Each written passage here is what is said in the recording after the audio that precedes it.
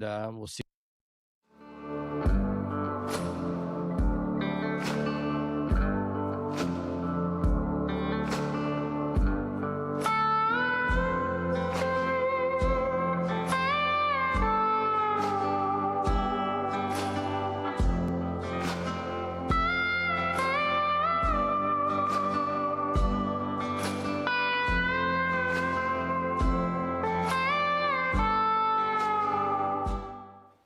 All right, good morning, ladies and gentlemen. You're listening to WJOB 1230 AM and 104.7 FM in Hammond, Indiana, and this is day 2 of the Morning Call. Good morning and happy 4th of July. It's up in a couple of days. It's the 250th anniversary of the founding of this nation. Again, as I've said before, our nation's not perfect, but tell me another place you'd rather live. So we're going to take your calls, 845-1100. We're going to be here until 9 a.m. And what's really great is we've got the old team back together because Adriana Alvarez is sitting in with me. So that's great. Good morning. I love working with Lynette, love working with you. So it's great to have you here. Again, we're going to be here till 9 o'clock, but let's take a look. Oh, and before I forget, at 7 o'clock, Jonathan Peterson, a town councilman from the town of Munster, will be here in the studio. He'll be able to take your calls. He'll be taking questions from me and from you. So that comes up at 7 a.m. But before we do anything else, let's get to traffic and weather. And traffic this morning in northwest Indiana, I-65 looks pretty decent, but when you get down toward Rensselaer, it starts to back up a little bit, so be careful there. And a little bit closer to home, 8094 looks kind of decent, although it's slowing down near the state line going westbound. Klein Avenue continues to have construction on it, so it is backing up this morning from Airport Road going south. The toll road looks fine going across the line into Illinois. The Skyway is fine. Lakeshore Drive is fine. Looking at the Bishop Ford, starts to back up right around 111th. The Dan Ryan is its usual problematic self, starting at 43rd, going into the city, going into the Circle Interchange. 294, Stevenson, Kennedy, and Eisenhower in fairly decent shape for this time of the morning, but these are going to build because tomorrow is a holiday for many people, so a lot of people have off on Friday the 3rd because the 4th of July is on Saturday. So you're going to see a lot of people traveling today. So be careful out there. We'll give you updates as we have them. But just as important is the weather because it is hot outside. No doubt about it. So, Adriana, take it away. So currently right now at the Shack Event Hill Studios, it is 76 degrees. It feels like it's 95 degrees, but it's 89 degrees in Tom Dabertin's pool. Today we're seeing hot and very humid weather with haze of sun, thunderstorm, and late spots this afternoon. Caution advised for outside extended periods of time. Tonight we're seeing some thunderstorms, a couple of showers with a low of 74 degrees. As we move on into the holiday weekend, we are seeing highs of 89 degrees and lows of 71. A heavy thunderstorm in the PM and humid with some thunderstorms in some spots. Saturday for 4th of July, we are seeing highs of 86 degrees, so it cools down just a little bit, and we're seeing lows of 71 degrees, humid with a heavy thunderstorm and heavy thunderstorms. Now, if you have dogs that are very scared of fireworks, this is probably a very good sign for you, as it's going to be thunderstorms scattered just throughout the rest of the week. Yeah, and just a shout out about dogs again. I mentioned this yesterday, but folks, I love my dogs. We take our dogs for walks all the time, especially Donna, but we're not doing so given the immense heat. Remember, a dog takes about 5 times longer to acclimate between warm and cold. So you take them for a walk and you assume, well, they're going to come into the home and come back in the house. It's air conditioned. They're going to cool down real fast. It takes them quite a bit longer. Heat exhaustion and heat stroke for dogs is a very serious issue, so be careful today, especially taking them in the midday sun on a sidewalk. Please don't do that. You'll burn their paws. You don't want to do that to your favorite pet. 845-1100 is the number to call. I also want to clarify real fast that yesterday some people called in and pointed out that a board member of Haven House had called in on Tuesday and said that she really enjoyed being on the board all these years, and that the pay was was great. And she used the term pay. As I pointed out yesterday morning, they do not get paid. She meant rewarding. She's a little bit older. She used the wrong word. Everybody makes a mistake now and then. I talked to Carrie Greer yesterday, who is the executive director, and I pointed out that if you go to GuideStar, you can pull up their 990s. Those are the official forms that they file with the IRS to keep their not-for-profit status. It is a violation of federal law if you put false information, and the 990 makes very clear that no one on the board gets compensated for anything. So I just want to clarify, yes, she misspoke. She made a mistake. She meant to use the term rewarding and said pay, but again, people make mistakes. We all do. So, and I'll make plenty of them. I've got 2 hours and 55 minutes to make more mistakes this morning. So there you go. We have callers. We'll go right to the calls. Good morning. You're on the air. Hello, good morning. I got traffic. Yes. Going westbound at the Oasis. There's an accident. There's an ambulance and a fire truck. Looks like it's in the left lane alongside the concrete barrier. And going eastbound, in which I'm going, I was at a dead stop at Burnham there for a couple seconds. And now I'm going to get off at exit 1, but I'm going like 25 and 30. And my Google Maps here shows it's red probably all the way to maybe Kennedy, Klein Avenue before it gets blue. Yeah, so some good news. Some good news on that. It shows on our map that it's probably a little bit better than that. Right past Calumet, it really starts to open up. But you're absolutely right. It just popped up on the map now. So we really appreciate that call. That's on 8094 going eastbound. There's an accident near the Oasis, and there's a backup. So no, that's westbound. I'm sorry, westbound. The accident. Yes, at the Oasis, there's an ambulance and fire truck over there, and it's alongside the concrete barrier. I don't know the extent of it because I'm looking forward and I'm not rubberneck. Right. I'm sorry. You're absolutely correct. I made the mistake. It's near the Oasis, but it's That's also... one mistake I made this morning. That's right. There's another one. Just keep track of the numbers this morning. Hey, thanks so much for the call. I don't have enough fingers, but anyway. Okay. All right. Bye. Thank you. Again, 845-1100 is the number to call, and there is a tie-up now on 8094. Folks, it's going to be this way all day. I'm just going to tell you right now, I really appreciate that caller, and if you see traffic, please call us, because we've got a lot of people trying to get into Indiana from Illinois and a lot of people from Indiana getting into Illinois, and this is a major tie-up now on 8094. We have more callers. Good morning. You're on the air. Yes, I'm looking at a Times advertisement for the Festival of the Snakes, as the preacher called it, but it's Festival of the Lakes. It's going to start July 15th and goes through July 19th. And I'm looking at the roster of musical programs. There are about 14. I'm looking for a Mozart String Quartet, nowhere to be seen. But most of these, at my age, I don't recognize any of these music groups. How can that be? I have to be honest with you, Walt. I looked at the lineup, and usually there's like some good throwback band from the 1970s or 80s, and I don't see that either. But it just tells me I'm getting old, and it also tells me that a lot of the bands that I like are getting way too old to perform. So, you're right. You're not going to see Mozart's string quartet out there.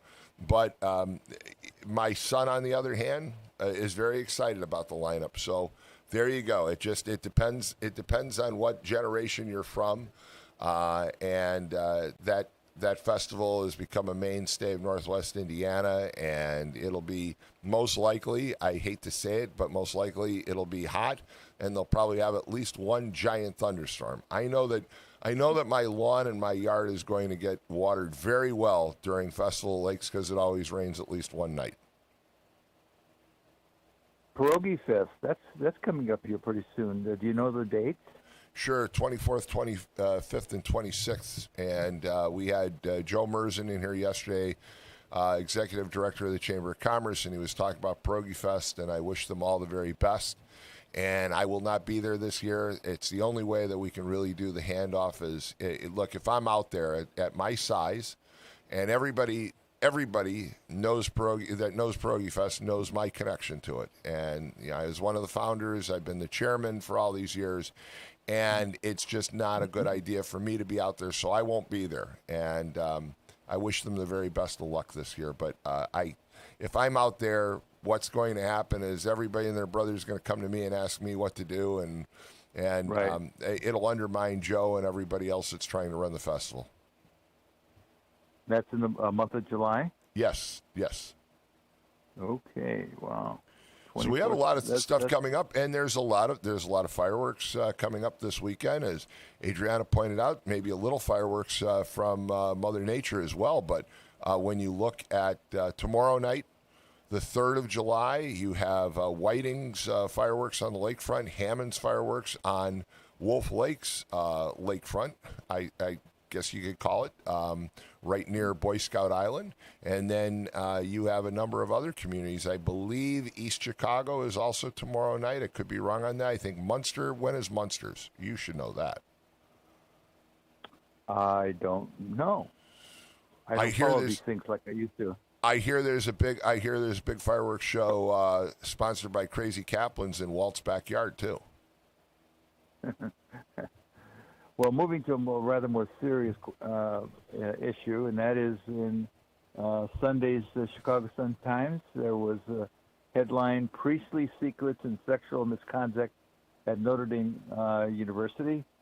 A recent report says 2 priests long associated with the university preyed on male students and other young adults over a number of years, but victims and other critics say church and school officials haven't come clean about all of the misconduct they know about. Why is it the hierarchy of the Roman Catholic Church doesn't get it? I mean, I don't know. I don't understand that. I'm a lifelong Catholic. I do not understand why there are individuals in the Catholic Church who try and shield these problems. And I will just tell you, I just read a story online that an individual, a former priest in the Diocese of Madison, Wisconsin, was caught trying to engage in a relationship with a young girl, and he was immediately removed from the priesthood. The bishop of Madison, Wisconsin, the reason why I bring this up, is Donald Hying, who is the former bishop of the Diocese of Gary. And Hying went up there, and he always said in Gary, I have no tolerance for any malfeasance by priests. And I know firsthand that there was a financial situation involving a priest in the diocese when he was here, and he immediately had him removed. I mean, within hours. And Hying is exactly what you need when it comes to part of the hierarchy of the Catholic Church, but there are plenty of bishops and cardinals that try and shield these individuals. I think we're very lucky right now with Bishop McClory in the Diocese of Gary, because he seems to have no tolerance whatsoever either. And of course, McClory is also a licensed attorney, and having practiced as an attorney before he was a priest. So I think it just depends on where you're at. The Catholic Church is 1.45 billion people. It's in an unbelievably large organization, and you've got these individuals that find themselves in these positions of power, and instead of doing the right thing and saying that's wrong, you're gone, they try and shield the situation from the public. I agree. I mean, I've read that as a percentage of priests, the numbers involved with misconduct, sexual misconduct like that, is small compared to the number of bishops, archbishops, cardinals who cover for these abusers. It was almost like the way they were doing business. I mean, that's the problem when when the parents of a kid has been molested or mistreated by a priest, the reaction of the hierarchy is to cover it up and then move the priest to another church where they proceed to continue their act, so to speak. Look, that's the problem. That's the problem. The number of sexual predators and pedophiles in the Catholic Church among priests is no higher than any other organized religion. So there are ministers in other religions, primarily Christianity, that do the same thing. So the numbers are about the same. The difference is that the Catholic Church tries to hide it, and the other churches say you're gone. So if you're Methodist, if you're Lutheran, if you're Presbyterian, you're gone, and it gives a bad name to Catholicism, and it's troubling for people like me. And Adriana is Catholic too, and it's troubling for you, right, Adriana? I mean, you're not going to condone somebody that is a sexual predator, let alone wanting to go to church if you know that goes on. Yeah. Throughout my entire time being in the Catholic Church, you always hear about it, and yes, as you get older, kids will joke about it, but it's actually a real thing that happens, and it can be concerning, especially for, you said that this was happening at Notre Dame, correct? Yeah. Yes. Yes, so it's concerning as well, especially for these universities that are religious-based, that are focused within religion. So it makes, as you get older, and I'm sure as you have children, it makes you worry a little bit, especially when sending your children to these schools that are of the Catholic faith, and or if there are others areas of religion that schools focus on. I know, like Baptist, Presbyterian, like anything like that. I'm sure it's very concerning, and as I hear about these stories, it kind of just rubs you the wrong way, because you wouldn't think that this was a thing to happen, especially in your area of faith that you like to practice. Well, and Walt, you're a former professor at a university in Illinois. Adriana is a recent graduate, and you always hear stories too about professors who basically prey on their students. Yes. Okay, and that happens. So it's not a surprise that this would happen at Notre Dame. What's surprising and what's troubling is that they try to cover it up. I mean, if it happens somewhere else, usually the university says, okay, goodbye, right? I mean, they really don't tolerate that kind of behavior. It's usually goodbye. And with Notre Dame, they're trying to cover it up, and that's a big mistake.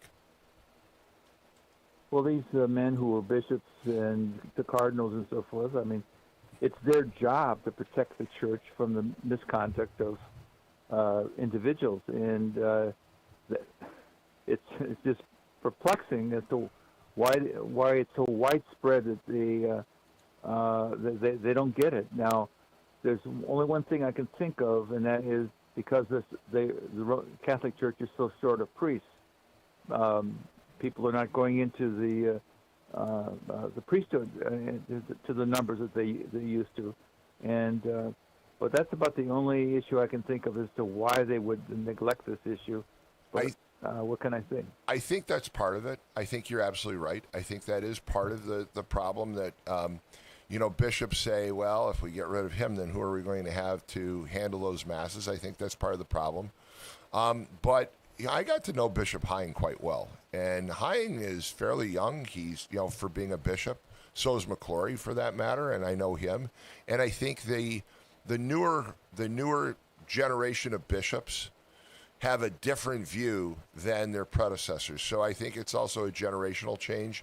The Catholic Church was always a very secretive organization. In part, I mean, there's a lot of tradition, a lot of things that a lot of lay Catholics don't totally understand, and I think a lot of the bishops and cardinals that were in charge basically used some of those traditions to shield things and shield information. They didn't want it to look bad for themselves. And I can remember one time I actually was is sitting talking to Bishop Hying, and he said, you know what? He said, and his comment was, it's a generational issue. He said, Tom, no offense, but your generation basically didn't talk about these kinds of issues like other generations have. And I think he's right about that. That, when you think about the people that you know, Walt, the people that I know, we didn't talk about some of these things. We really didn't have these conversations. Growing up, you didn't hear about these issues. They didn't start being a factor until really probably somewhere around the 1990s or early 2000s. And so I think he's right about it being a generational issue as well. And I'm glad to say that the newer generations of bishops don't have any tolerance for it. So I'm glad to hear that. But I think the problem with Notre Dame, too, is Notre Dame is under the Catholic Church, but it also operates, as we all know, quite independently sometimes because people get very upset about some of the speakers and some of the positions that they take, too. So they have some independence from the hierarchy, and I think that's part of the problem as well. Well, moving along to a sexual issue, and that is, I like to watch Democracy Now! on local public television. It's a very left-wing program. And June 24th, they had a piece about a book that was about reflecting the idea that there is sexual fluidity in the animal kingdom, and the implication was, well, if there's sexual fluidity in the animal kingdom, it seems like it's perfectly okay for humans. Is there any sense in the left there's a difference between animals and humans?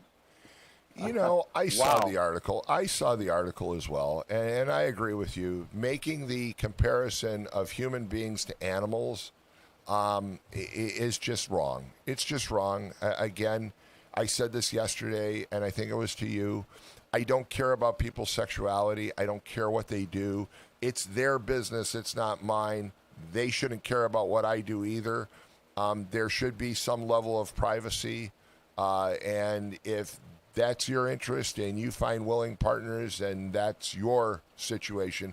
But I just don't see why, why we have to have these discussions. I thought the article was interesting, but as soon as the article was out there, I also saw some online posts and people saying, yeah, this is how we should be as a human race. And I'm thinking, really? Because, I don't try and sit there and scratch the fleas out of my ears or lick my back end. So, and dogs do that. So I'm not going to compare myself to a dog or to a cat or to a lion or a tiger or a bear. I just think it was a stupid comparison. Well, moving along to another issue, Caitlin Clark, the premier basketball player in women's professional basketball. Yes. I saw the piece where she was knocked to the ground, and then a black hand came through and onto her neck. I gather that she is being really abused by black players who apparently resent her. It's just, I don't get it. I really don't. Look, she has brought a lot of enthusiasm to the sports, and she brings people into the stadium. That helps pay the bills and so forth.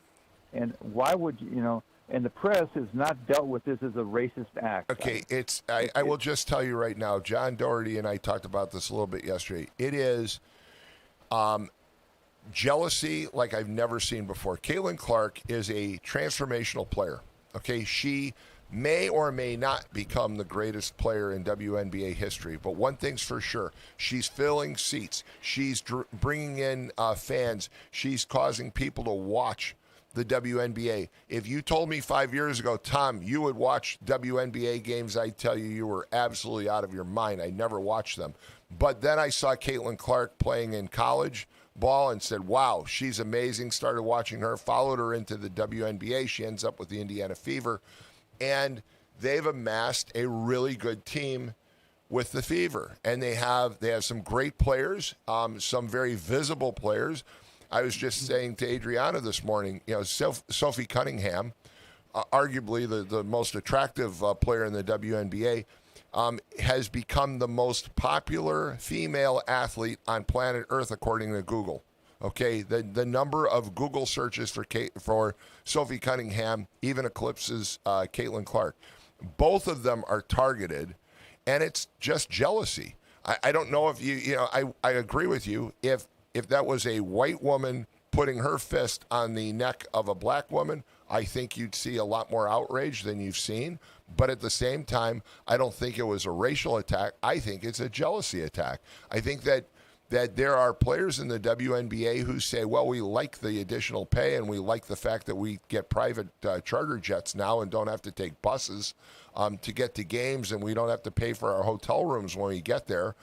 But at the same time, they are going to kill the golden goose. And Caitlin Clark, when Caitlin Clark has enough of this and she walks away from the game and Sophie Cunningham moves on to modeling and spokesmodeling and sports analyzation and all the other things that she's capable of doing, they are going to lose their fan base. I mean, look, my son bought me tickets for a Fever game against the Sky. It's at the United Center. It's sold out, and it's in August. It's sold out. Why? Because it's the Indiana Fever. The Indiana Fever attracts attention. And Alyssa Thomas and Bonner and all the others who have this immense jealousy of Caitlin Clark and Sophie Cunningham and a few others are just plain stupid. They are plain stupid. I saw Dan Dockich on the other day, and he said that. He said the players that are jealous of those individuals are just stupid, because you can go back and you can go and start riding a Greyhound bus between cities, and you can start paying for your own hotel rooms, and you can forget seeing fan bases that number in the tens of thousands and having sellout crowds, and you go back to where you had 8 people watching your game and no one watching it on television. Have you actually seen a women's basketball game in person? I'm going August 8th. Okay. So I am going in person. It's something that I've wanted to do. I will tell you this. I have not missed a Fever game this year. I've watched every single Fever game. And the Fever are a great team. They don't always gel together. I don't think Stephanie White is the best coach that they could find. I think she basically at times is at odds with the team. And I think it comes down to people like Sophie and Caitlin and Alyssa Boston and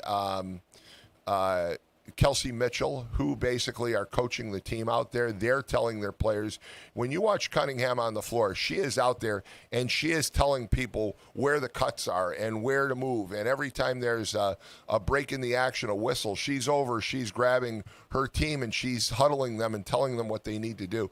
Stephanie White sits on the bench and shows disdain.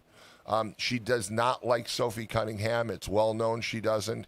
There are constant rumors that part of it is that Sophie Cunningham has been fairly outspoken against Pride Month in the WNBA, and Stephanie White, I guess, is gay. I don't know if that's what truth there is to that, but you certainly see a lot of posts to that, and so there's some dislike, but.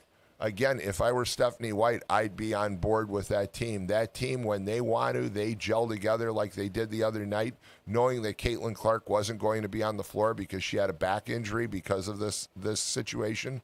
And they took apart their opponent. And they have the ability to play together like no other team. They could win probably every game if they played like they did the other night. Hey, Walt, thanks so much for the call. We've got to move on. 845-1100 is the number to call, and we've got to go to a break. You're listening to the Morning Call, Day 2 with Tom Dabertin, and let's not forget Adriana. We can't forget Adriana. So we'll be right back after these commercial announcements. For over 100 years, Roofers Local 26 has been keeping Northwest Indiana dry and safe. Since 1919, our highly trained members have built a reputation for skills, safety, and reliability. With a 4-year apprenticeship and certifications in OSHA safety, first aid, and CPR, we deliver quality you can trust. When you need roofing done right, choose Roofers Local 26, protecting what matters most for over a century. For more information, visit www.roofers26.com. Introducing Powers Health, a health system with a new name and a strong legacy of caring for families in our community. One with a tradition of advanced specialized services and a vision for the future. One with a commitment to medical excellence and compassionate care. Everything we do, everything we believe, powers health. When your home needs help, the last thing you need is a faceless corporation or sales-driven franchise. At Myers Companies, we've been proudly local since 1951, born and raised right here in Northwest Indiana. We're family-owned and operated, built on trust, hard work, and integrity. And because we're family, we treat you like family. Your comfort and safety always come first. For HVAC, plumbing, and electrical done right, choose Myers Companies. Local, family-owned, here for your family. Ogren Insurance, Hammond's oldest family-owned independent insurance agency, now in its 3rd generation providing clients in the Chicago area with products from quality insurance companies to handle your every need. Regardless of driving history, Ogren Insurance can find the right coverage for you at competitive prices. To learn more about the insurance solutions and services we offer throughout Indiana, Illinois, and Michigan, call 219-933-0076 or visit our website, ogreninsurance.com. We're located at 6929 Homan Avenue in Hammond, Indiana. Do business locally with someone you know and trust.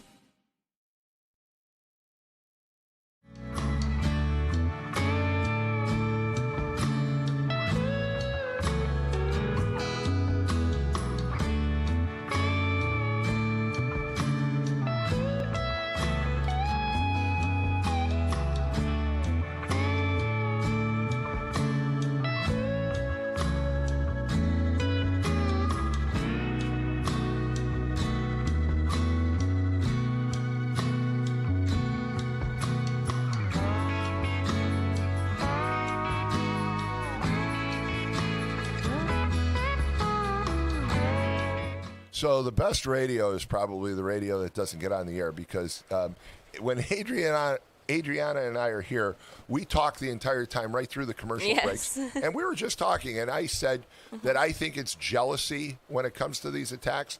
But you have a different angle, and I have to agree. I think you might be right on this. So explain your angle. So what I was speaking on was how you said that it could be jealousy.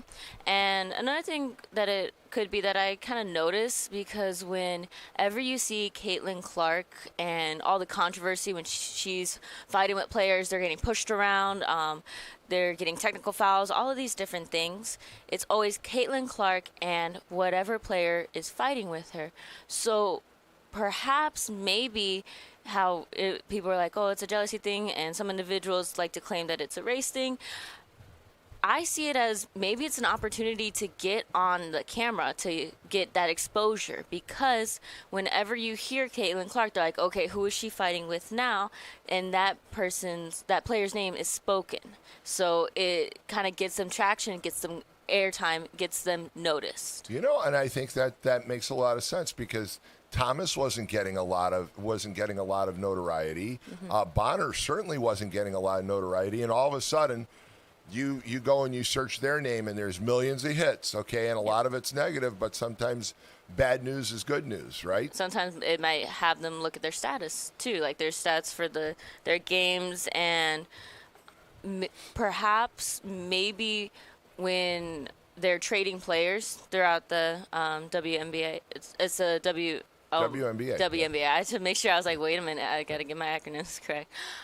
When they're trading players, maybe they look at those stats. Okay, I want a player who is going to be aggressive on court and not afraid to get pushed around, but not in the sense of, oh, they're going to get a ton of technical fouls, but that they're going to have that drive to do what they need to do. You took down the queen, and the other The other, though, I think you're right on target, that notoriety, because notoriety, again, if you're in the news, it's positive for you and for your career.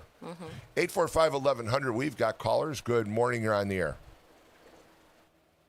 Hey, Tom, good morning. Good morning. Hey, as it relates to the conversation with Haven House, Yes. I know you had mentioned that Miss Greer texted you, and well, let's just recap. Bobby Costa called in the other day. Bobby Costa, current board member, former president of Haven House, called in and clearly made the comment that being president of Haven House is very financially lucrative, and it was for her, and she's happy about that. There's no disputing that. She said it was lucrative. She didn't say financially. She said lucrative. She said she you know what she said, that she made a lot of money as president, but nonetheless, now you raised the question, and Miss Greer raised the question of Bobby's mental faculties, whether or not she knew what she was saying. No. Let me just clarify. I'll let you clarify. I will let you clarify. I talked to Carrie. Okay, I didn't. It wasn't a text. I spoke to her, and Carrie just said, "I think she misspoke." Okay, I said maybe it was a mistake, a senior moment. That's just conjecture on my part, but we all have them. All right. I mean, I'm 60. I'm going to be 66, and we all have those moments where we say the wrong thing. What I can tell you is, if you go to GuideStar and you pull up their 990s and you do a search of their 990s, you can pull them back for 20 and 30 years, and you'll see that they never got compensated. And if you, I would rather hear that from her. And the unfortunate thing is, on Tuesday morning, there's two guys on that panel, or two ladies. Larry the K, I think she goes by, and who's the quote-unquote journalist? Michelle Quinn. She quote-unquote is a journalist. When she heard Bobby Costa say that, where was the rebuttal? Where was the question from her asking her to clarify? Okay. How much money have you made? Look, here's okay, but here's my point. You can go on, you can pull up the 990, you can see what Carrie Greer makes. All right, Carrie Greer makes about the same amount of money as somebody working full time at Walmart or at a restaurant. She is not overpaid by any means. She actually is way underpaid. You can see what everybody makes. You can see those 990s. If you falsify a 990, it's a felony. There is no question the organization is not going to lose its not-for-profit status by filing false information. Bobby misspoke, okay? I'd rather hear that from Bobby than you would all do. I've reached out to her, but I'm not going to sit here and let people vilify an organization and damn an organization for for a mistake made by a longtime individual. Pretend we're assuming it's a mistake. We don't know it's a mistake. Well, we do know it's a mistake. Wait a minute. Okay, hold on. You say you don't know it's a mistake, and I'm telling you there's factual proof that you can pull up online from the IRS and from the U.S. Department of Treasury. And you're saying, it's not factual because somebody made a mistake in what they said, and you're saying that the only way, wait a minute, you're saying the only way that you can basically clear the air is for that person to come on and say she made a mistake, even though you have factual proof the otherwise. So how is it that I'm supposed to take your word for anything? Because I don't have any factual proof on you. I'm not insinuating. I'm just telling you what a sitting board member and the former president of Haven House said on the radio on Tuesday. Okay, so you don't have to give. You don't have to give to Haven House. Hey, thanks for the call. I'm sorry, but I'm not going to sit here and I appreciate the calls, but I'm not going to sit here and have people try and turn this into a bigger issue than it is. Mad Mac called yesterday and said, okay, sounds like she had a senior moment. She made a mistake. All right, that's what was done. And again, I provided factual information. So you can say, well, but she said that, and I heard that. That's right. But the facts stand and in contrast to what she said. 845-1100, we've got another caller. Good morning, you're on the air. Good morning, Tom. Good morning. It's interesting. I had no thought that I was going to be calling to talk about the WNBA. I can give you a little historical background as a Purdue alum and everything.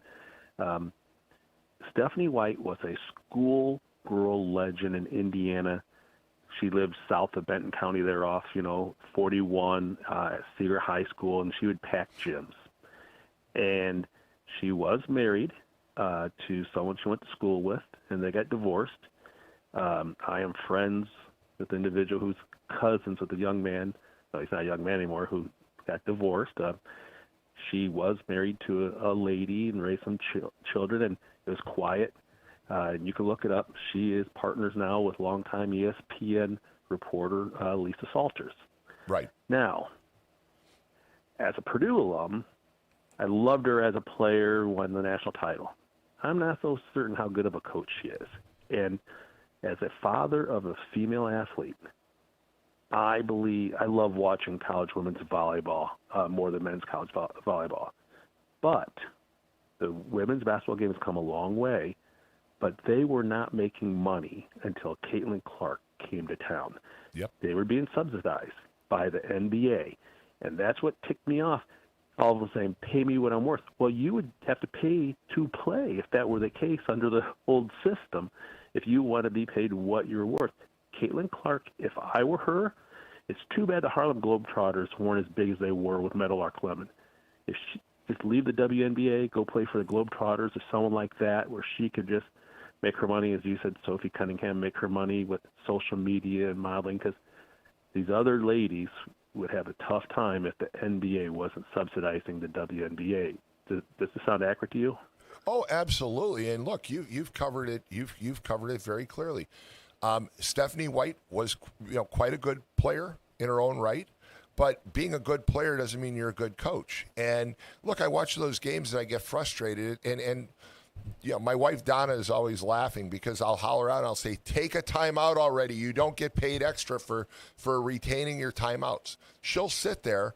The team is ahead 10 points. All of a sudden, the other team has a run.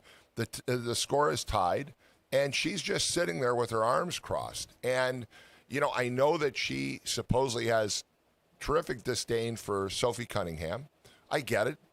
They have some differing views on things. But when you watch that game, you watch any Fever game, Caitlin Clark is amazing on the floor, but but every single player on that team, including Kelsey Mitchell, who's a legend in her own right, says it's Sophie Cunningham that's created the camaraderie and created the environment that allows them to do what they do.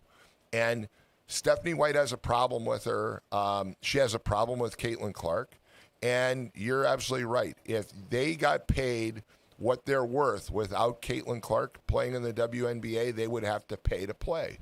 It's just ridiculous. And I think the Fever have to take a look at her. I hate to say this, but some of the most successful coaches right now in the WNBA are former assistant coaches from the NBA. And maybe the Fever has to look that direction. You just mentioned something. I thought now that the WNBA might be able to be financially feasible, they might have to consider things like, let's be honest, when the Bulls were starting to get good under Michael Jordan, they had to get rid of Doug Collins. They just didn't mix. And if you have a star like Caitlin Clark, she, quite frankly, she is the WNBA when it comes to money and people watching. It might be time to get rid of Stephanie White and bring in someone who has the background exactly like you said. And the bizarre thing is, I was in a meeting with U.S. Senator Todd Young yesterday. Had no idea I'd be calling talk to WNBA, but I found it interesting. Well, here, Tom. But you made a comparison to, for example, to the Bulls. All right, if you had a coach like Phil Jackson who understood having to deal with some strong personalities on the Bulls, you had Jordan, you had Pippen, you had Rodman. All right, and you look at the Fever, and you've got Caitlin Clark and Cunningham and Mitchell and Boston. There's a lot of comparison to the talent pool that the Fever has for the WNBA versus the Bulls had in the NBA at the time. And you need a Phil Jackson type coach that can pull them all together and say, okay, I understand some quirkiness and some personalities here, but we're going to pull together and we're going to win a game. And you're absolutely right. You need that. Well, you know what you kind of have going on now. I just thought about it. You remember that NBA was allowed to be more physical. The Detroit Pistons, they had kind of like the Jordan rules, or they just beat up Michael Jordan. It seems like that's what they're doing with Caitlin Clark. And the WNBA better protect their cash cow, because if she gets hurt to where it really hampers how she's able to play and eventually leaves the WNBA early, it's going to hurt them financially. Because who's the next, no offense, little girl, young woman coming up who's going to replace her? There will be someone, but not at this level at this time. No, you're absolutely right. You're absolutely right. Look, there's, you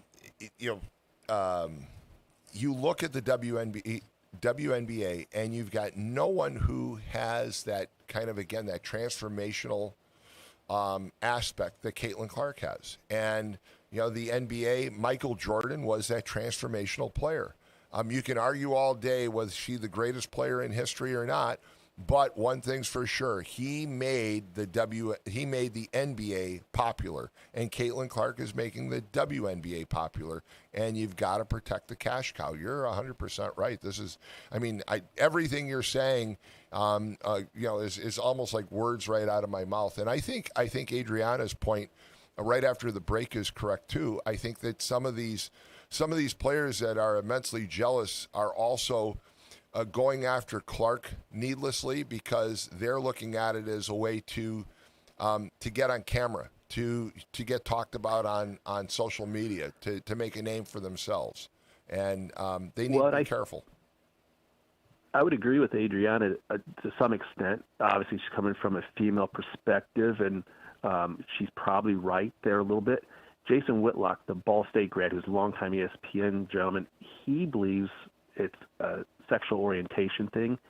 How about the possibility of they're just kind of jealous from the standpoint of, because they got to hear about it all the time, Caitlin Clark's our cash cow, she's doing this, she's doing that, and they're bitter about it. But in reality, how many people do not show up to games even though they bought tickets, when they know Caitlin Clark is out due to injury? It's significant.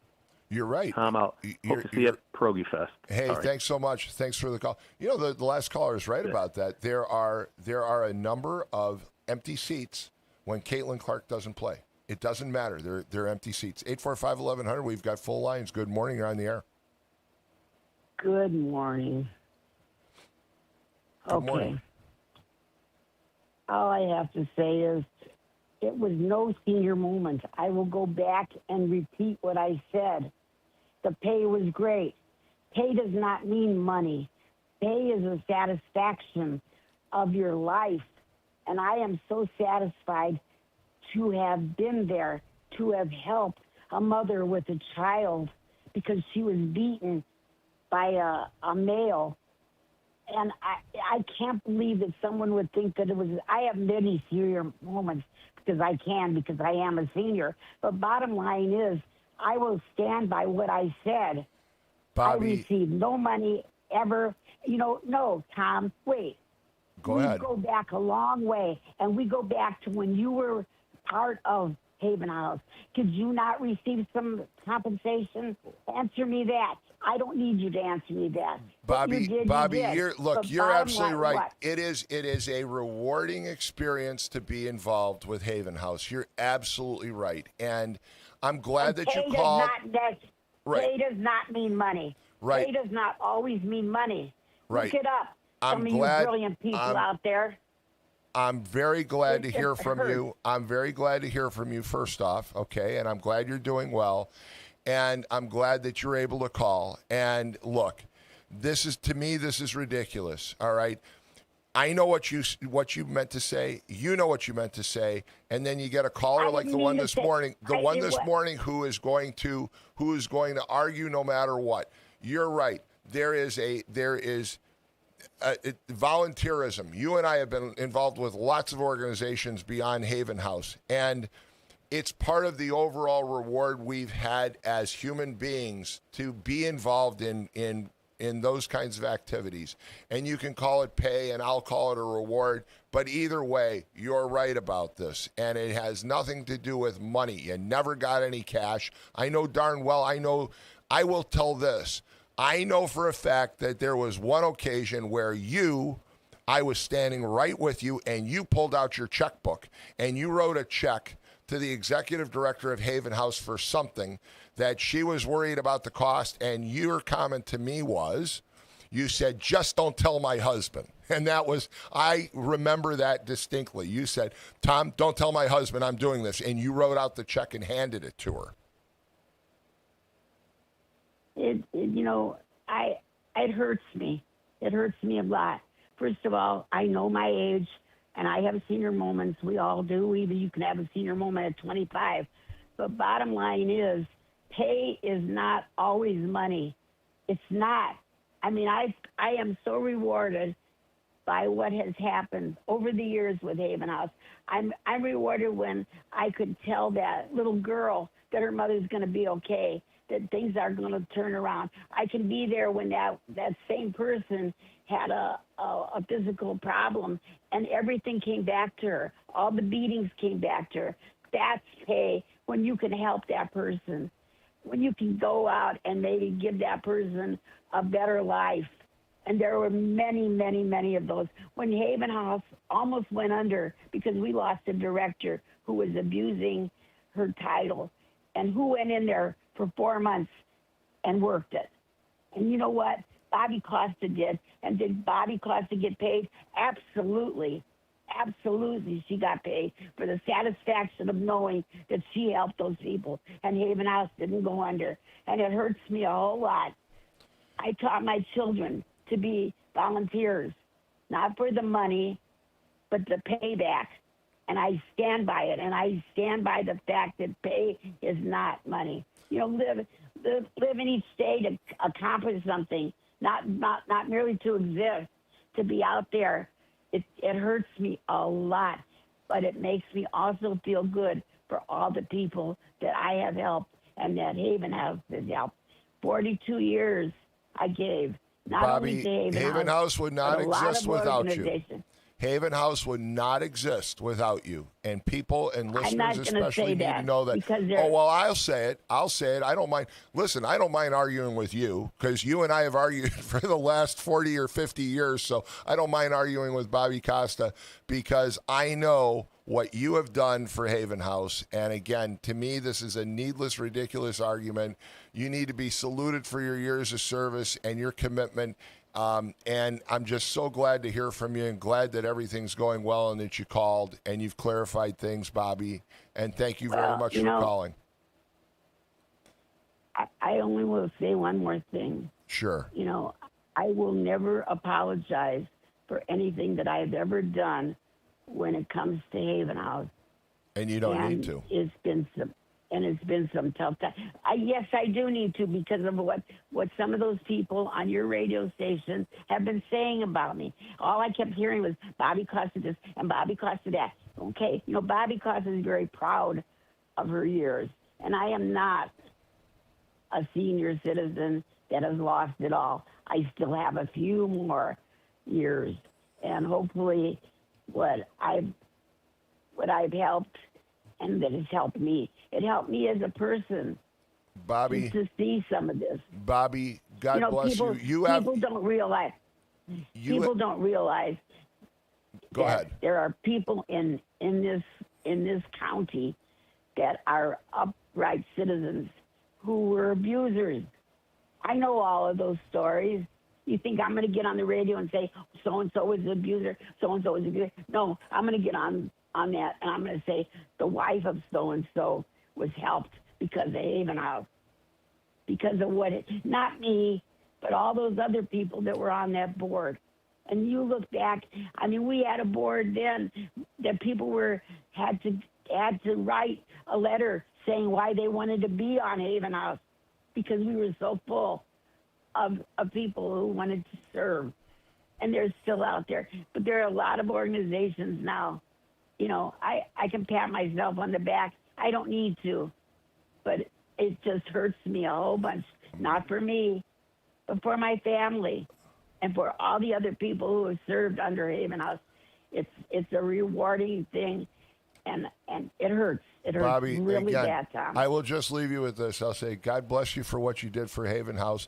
The only regret that I would say, and I say this as a joke, But I still say that the way we could have raised a lot of money for Haven House is to have you and Fran Dupe play cards in front of an audience. I think people would have paid to watch you and Fran play cards, because that was and there's a few other members of the cast of characters I put in there, because one of my greatest memories in my life is watching you and Fran and others play cards together at the Knights of Columbus. That was one of the most entertaining experiences I ever had. Hey, it's great to hear from you, and please feel free to call in anytime, okay? Thank you, Tom. All right, take care. All right, folks, I hope that clarifies anybody and everybody as it relates to Haven House. Okay, now you heard it from her own words that her definition of pay means the reward, the happiness, the satisfaction that she got out of all those years. And I can tell you, as I said before, I watched Bobby Costa stand there and write checks from her own checkbook to bail that place out. And she didn't have to, but she did, because she was so committed. So please, enough said about her getting paid as a board member. She never got any money. The money left her pocket and went to Haven House, but she did get paid in immense satisfaction and reward, and she's clarified it. 845-1100, we'll move on. Good morning, you're on the air. God, please put that horse to sleep. So listen, since you're the queen of the WNBA, why does the coach of Indiana, what kind of problem could she possibly have with Sophie Cunningham and Caitlin Clark? Well, what is her problem with them? Well, okay, supposedly, if you believe, But they're not lesbians? well, if you believe Is some that of the problem? some of the people that are online, especially some sportscasters and some sports analysts, say that is part of the problem, at least between her and Cunningham. Okay, Yeah, but what's the problem? well, that they have some differing views. Cunningham was pretty vocal about not wanting to wear Pride Month logos on her uniform, and said she'd pay the fine, and that just didn't fit with her Christian values, and she wasn't doing it. And supposedly there was a dust. Well, I wouldn't wear them either. Well, supposedly there was a dust up on that. Neither did the guys on the San Francisco Giants. Well, they all, right. A lot of those guys said, we're not wearing that stuff either. We don't believe in it. It's not our part of life. But supposedly, and I think it was Dockich who brought this up, or Stephen Smith, who said that part of the problem also is when you watch the game, again, you see Cunningham every time there's a whistle, she will corral her teammates on the floor, and she's pointing and she's explaining, hey, here's where the cut is, and then you see him drive to the basket. And so she's kind of coaching the team when she's out there. And White has immense disdain for the fact that Cunningham tries to coach. When you watch the bench during a game and she's on the bench, she's up, she's screaming, she's pointing, and you'll see Stephanie White kind of give her a side eye like, who the hell are you? What are you doing? And then the other thing, she's an idiot. Just fire her. Well, I you know what? I mean, again, Mad Mac, you've been to how many 1,000 or 100 basketball games in your life? When the team starts doing something wrong, that's what a timeout is there for. Stephanie White just sits there with her hands crossed and her legs crossed and has this type look on her face, and she won't take a timeout. All right? Caitlin Clark, on the other hand, I'm sure is very hard to coach because Caitlin Clark knows where the play is. I mean, she knows where the play is. And so Stephanie White basically sits there and has disdain for her because she feels that she's uncoachable. Well, you know what? Then get a new coach. That's what the one caller mentioned. Look at the Bulls. The Bulls got rid of Doug Collins. They brought in Jackson, and they won how many championships? Yeah, hey, don't forget, Michael Jordan did not make Michael Jackson. My buddy Mike Jackson. Yeah. Hey, great movie, by the way. Yeah. Yes. I digress. Don't forget, Michael Jordan did not make the NBA. Larry Bird and Magic Johnson, they made the NBA. They made the NBA. They laid the groundwork. Michael Jordan rode their coattails all the way to $1 billion. Yeah, here's the argument against it. If you look at the viewership and the attendance before Michael Jordan, you're right. Larry Bird, you can throw in what's his name, a guy from Boston that had the Irish name. I can't think of his name now. Larry Bird. No. There was an Irish player, somebody from Boston. Kevin McHale? McHale, Bird, Magic Johnson. He was with Bird. Yes, they all created some interest. But when you look at they didn't. No, listen. I don't mean to correct you here, brother. Larry Bird and Magic Johnson played in the NCAA championship, which prior to their arrival, nobody watched. Same for the NBA. I used to go to Bulls games at the stadium. As kids, we would sit in the first row in the second balcony, and two of us would run around to the other side and yell back and forth to each other during a Bulls game because there were about 500 people there. And Larry Bird and Magic Johnson. They put people in the seats, but it was Jordan where the attendance and the viewership. If you look at any graph of it, you'll see the Jordan era.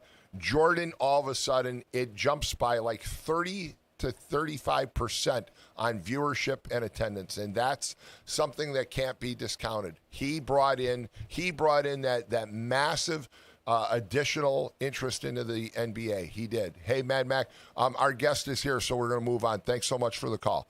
Why don't we take a quick break? And when we come back, Jonathan Peterson is going to join me here on the airwaves. He's here live, and we'll take your calls at 845-1100. You're listening to WJOB 1230 AM and 104.7 FM in Hammond, Indiana. We'll be right back. Crazy Kaplan's Fireworks. Hi, I'm Greg Kaplan. Most of you know me as Crazy Kaplan. I started in the basement of my house with the vision of someday running my own fireworks business. Crazy Kaplan's Fireworks prides itself on taking care of you, the customer. Our largest fireworks store is located at Exit 5, Klein, and 8094 in Hammond. These showrooms right now are jam-packed. Because we import and buy volume, we can offer fireworks a huge savings and pass it on to the customer. Our selection will blow you away. As the saying goes, stack them deep, sell them cheap. Just like Papa Sam used to say, make the customer happy. The best selection of rockets, mortar shells, aerials, firecrackers, fountains, and family assortments. Come see us at Crazy Kaplan's Fireworks. We promise to make you our next #1 customer. Crazy Kaplan's Fireworks. Need clean energy without the junk? I'm Jim Diedlow. I used to live on burgers, football, basketball, baseball. Now I'm gluten-free and more into biking, golf, and yoga. But I still need energy. That's why I love Paradise, developed by Emily D. Edwards right here in Cherville. My favorite is Paradise Packs Strawberry with gluten-free pretzels. Find it soon at Strachan Van Til or at spreadparadise.com. It's the simplest expression. The smallest thing that changes everything. A smile. So easy. A smile lights it up. Apologizes. And welcomes unconditionally. Because the shortest distance between two people is a smile. Thank you. Strachan Van Til, where making life easier starts with a smile.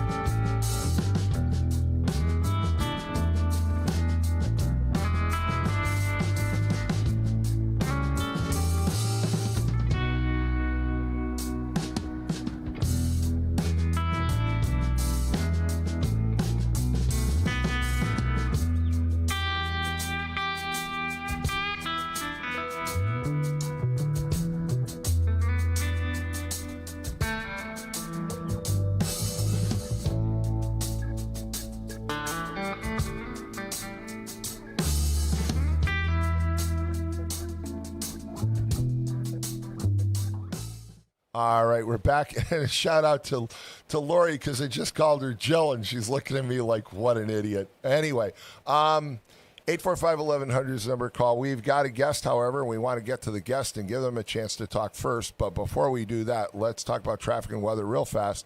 The report on 8094 looks like it's starting to clear, folks. That was right near the state line and near the Oasis, and it was causing a backup in both directions. The good news is it looks like some of that backup eastbound is starting to clear, and westbound as well. So just be careful going across the line into Illinois. You'll see the backups. It should move through pretty quickly. According to Illinois Department of Transportation, they've now cleared the accident. So hopefully that helps things to move. That's the big tie-up in the area. The Ryan is its usual problematic self, starting at about Garfield. So you're going to be backed up, but that's no surprise to anybody. Other than that, we're okay. Let's do weather real fast. So currently, right now, at the Shack and Van Til Studios, it is very hot. It is, if the ad will go away, 79 degrees today. We are seeing highs of 95 degrees, lows of 74. Very hot, humid with hazy sun. Thunderstorm in spots late this afternoon. Caution advised for anybody who is outside for extended periods of time. And then later today, we are seeing mostly cloudy, warm, and humid weather with a couple thunderstorm showers later on tonight. On Friday, highs of 89 degrees, lows of 71, a heavy thunderstorm in the PM, humid with thunderstorm in spots. And then for 4th of July, we are seeing highs of 86 degrees, lows of 71, humid with heavy thunderstorm, and a heavy thunderstorm later on in the nighttime. And that is good if you have dogs who have anxiety and don't like the fireworks. That's right. Might dampen the fireworks. So we have a guest this morning. Jonathan Peterson is a town council member from the town of Munster. Good morning. Good morning, Tom. How are you? Good, and welcome to WJOB. Have you been on the air before here? I have, but I was the last time I was on was at the other location there, just south of here. Yes. This has got a more historic vibe to it. It does. So I'm feeling it, and I love the T-shirt up there. It says Northwest Indiana Bears. I am all for that. So about where you're sitting, although in the opposite direction, is where Larry Peterson used to sit and do the news. Is that right? This is an historic building and a great place to be. And I know it's the Straka Van Til Studios, but this morning it's the Jed Didalo Studios because the air conditioning's not working. So we're blaming it. We're blaming it on Jed. So shout out to the boss. So you've been a town councilman for how long now? This is my first term. But Tom, before we get started, I want to do something. I was doing my homework last night, and I got on your LinkedIn profile, and I discovered that you are a longtime member of the Hammond Housing Authority. In fact, yes. you were just recently the chairman. I was chairman for about a dozen years, yes. Okay, so I want to give you something. Part of my practice is real estate law. And a number of years ago, and there's a great story behind this if you'd like to hear it, I dedicated myself to the practice of eviction law and helping landlords, particularly mom and pop landlords, when they run into tenants that aren't paying or aren't doing what they want. And in order to do that, I wrote a book. It's a legal treatise called Indiana Eviction Law. And I want to gift a copy of it to you. Very good. And I enjoy reading books. I enjoy reading books like this because, as you know, I asked you off the air if you knew my brother David. You said you did. My brother David, my son Tom are attorneys locally. And, of course, my brother Mark is an attorney out east. And my brother Michael, who passed away some years ago, is also an attorney. So lots of attorneys in the Dabertin family. And I like to read these kinds of things so that I can stay in the conversation on the 4th of July. So there you go. So thank you very much. You bet. So your first term council member in Munster. That's correct. And there are 5 members to the town council? That's right. We have 5 members. Munster is broken down by a ward map. We all run at large. But there's 5 wards, and each of the councilmen must reside in their respective ward in order to be eligible to run.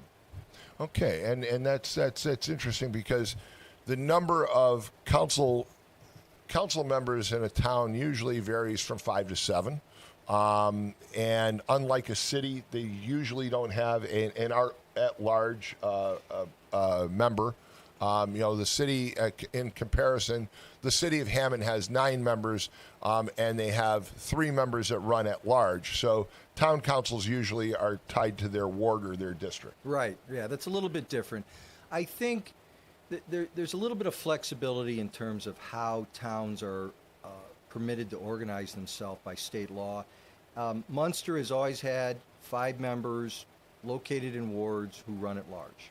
Yeah. And I mentioned also Tom DiGiulio, who was the town manager for many, many years in Munster. And I started about the same time. Tom became the Munster town manager. I became the first town manager of Cedar Lake. And one of the things that we started was a group called the Indiana Municipal Management Association. And again, was very proud of that fact that we tried to pull other town managers together. Tom Keilman followed us in Maryville not too long after and passed away a few years ago as a friend of mine. And so understand the structure and goings-on of towns. Also been a consultant to a number of towns in Northwest Indiana for a number of years, as well as cities. So Munster has always been a community that others, I think, look at to emulate. Very well run. I appreciate that. Very content, I think, with overall operations. It's unique because it's been run by the same party, I think, for probably going on close to 30 years. It's always been all Republican. There have been times where we've had split councils. I'd say we have a split council right now to some degree. But yeah, it has been, Republicans have been in leadership positions. I think that's a fair statement for the last 30 years. And that's a valid point, what you said. There are times where you've had a split council. So I guess I bring that up because it's not always about the party, all right? Hammond has had Republican members of their city council, for example, over the years, and Highland and others. And when it comes to local politics, I'm not sure that party affiliation always is as important as maybe it is in Congress, because at the local level, you can be a Republican and I can be a Republican and we can vote differently, and so that occurs in Munster. I think that's fair. And in fact, to illustrate your point, I think you are seeing in Munster right now a generational transition in the Republican Party. Munster historically was a very red community, and in order to get elected in Munster, you just needed to have that R behind your name. And what that created was an environment where people got the tap on the shoulder. And it wasn't so much that they were espousing any sort of philosophical approach to government. It was more, that person's a Republican, I'm voting for them. And to some extent, and I've heard people say this, and I think it's a valid criticism, people that come out of that environment are sometimes known for sticking their finger up in the air and waiting to see which way the wind blows. And when I said that there's a generational change that's occurring, I believe what's happening is that Munster is changing from a red community to a more purple community, and as a result, people are not so accepting of voting for somebody just because they're a Republican. In fact, I think Munster is evolving into a scenario very similar to Griffith. I don't think anyone will argue that Griffith is anything but a blue community. But the Republicans under Rick Reifa and Tom Wichlinski have been running that community for, 20 years? Yes. And the way that they do it represents a fundamental change to the political dynamic. Those guys go out and they articulate and they campaign on, this is what we're going to do for you. Think about that Calumet Township situation. They came out and said, this doesn't work for Griffith. Cal Township is taking all these resources out of our community. We're not getting much back in return. We think we should be allowed to pull out.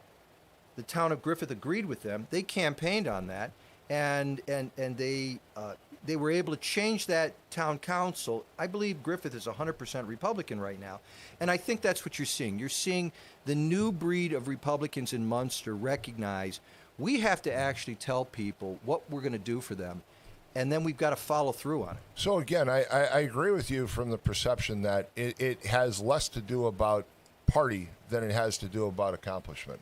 But let's just get right to it. So you basically you have supporters and critics. You have supporters who say that you are a change agent, okay, and you have critics that say you're controversial. So what is it? I think I can be both. I think I'm a change agent. I think I represent the new approach to government, a form of approach that is something I think the community wants. I think the community likes having elected officials who you can go to and say, this is what I think. Or, hang on, I haven't finished my homework.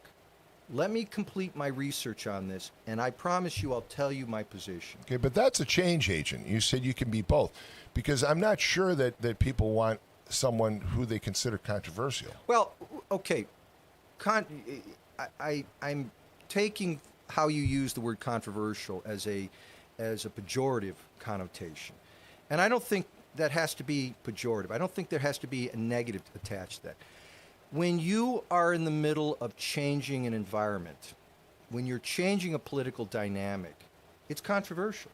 There are a lot of people in Munster that say, look, this has worked for the last 30 years. All you had to do is say you're a Republican, and that was enough to get us elected. And my approach, and a lot of people who support me, their approach is that's not good enough anymore. You've got to actually be prepared to offer solutions to people and a strategy for governance. And that's where I think the controversy comes, because some of these people that are so entwined in the old way of doing things, they are reluctant, and I think they're afraid of what this change represents. And I think that's the thrust of any controversy that might be out there. And I also think that when it comes to town councils, a lot of controversy comes up when it has to do with economic development. Okay, Mm-hmm. because people feel safe in their own yards, their own backyards. They know what to expect when they hear about new development. And I think some of the controversy comes down to some of the development that's been proposed for Munster. Yeah, Tom, you hit it right in the head, nailhead.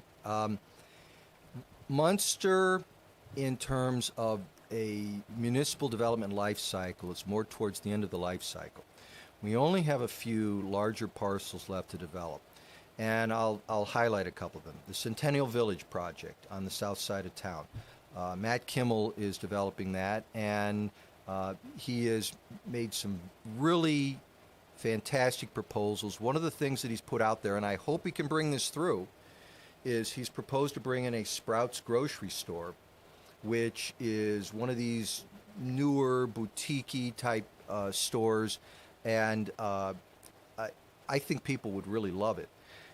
The other undeveloped parcel is the old Lansing Country Club.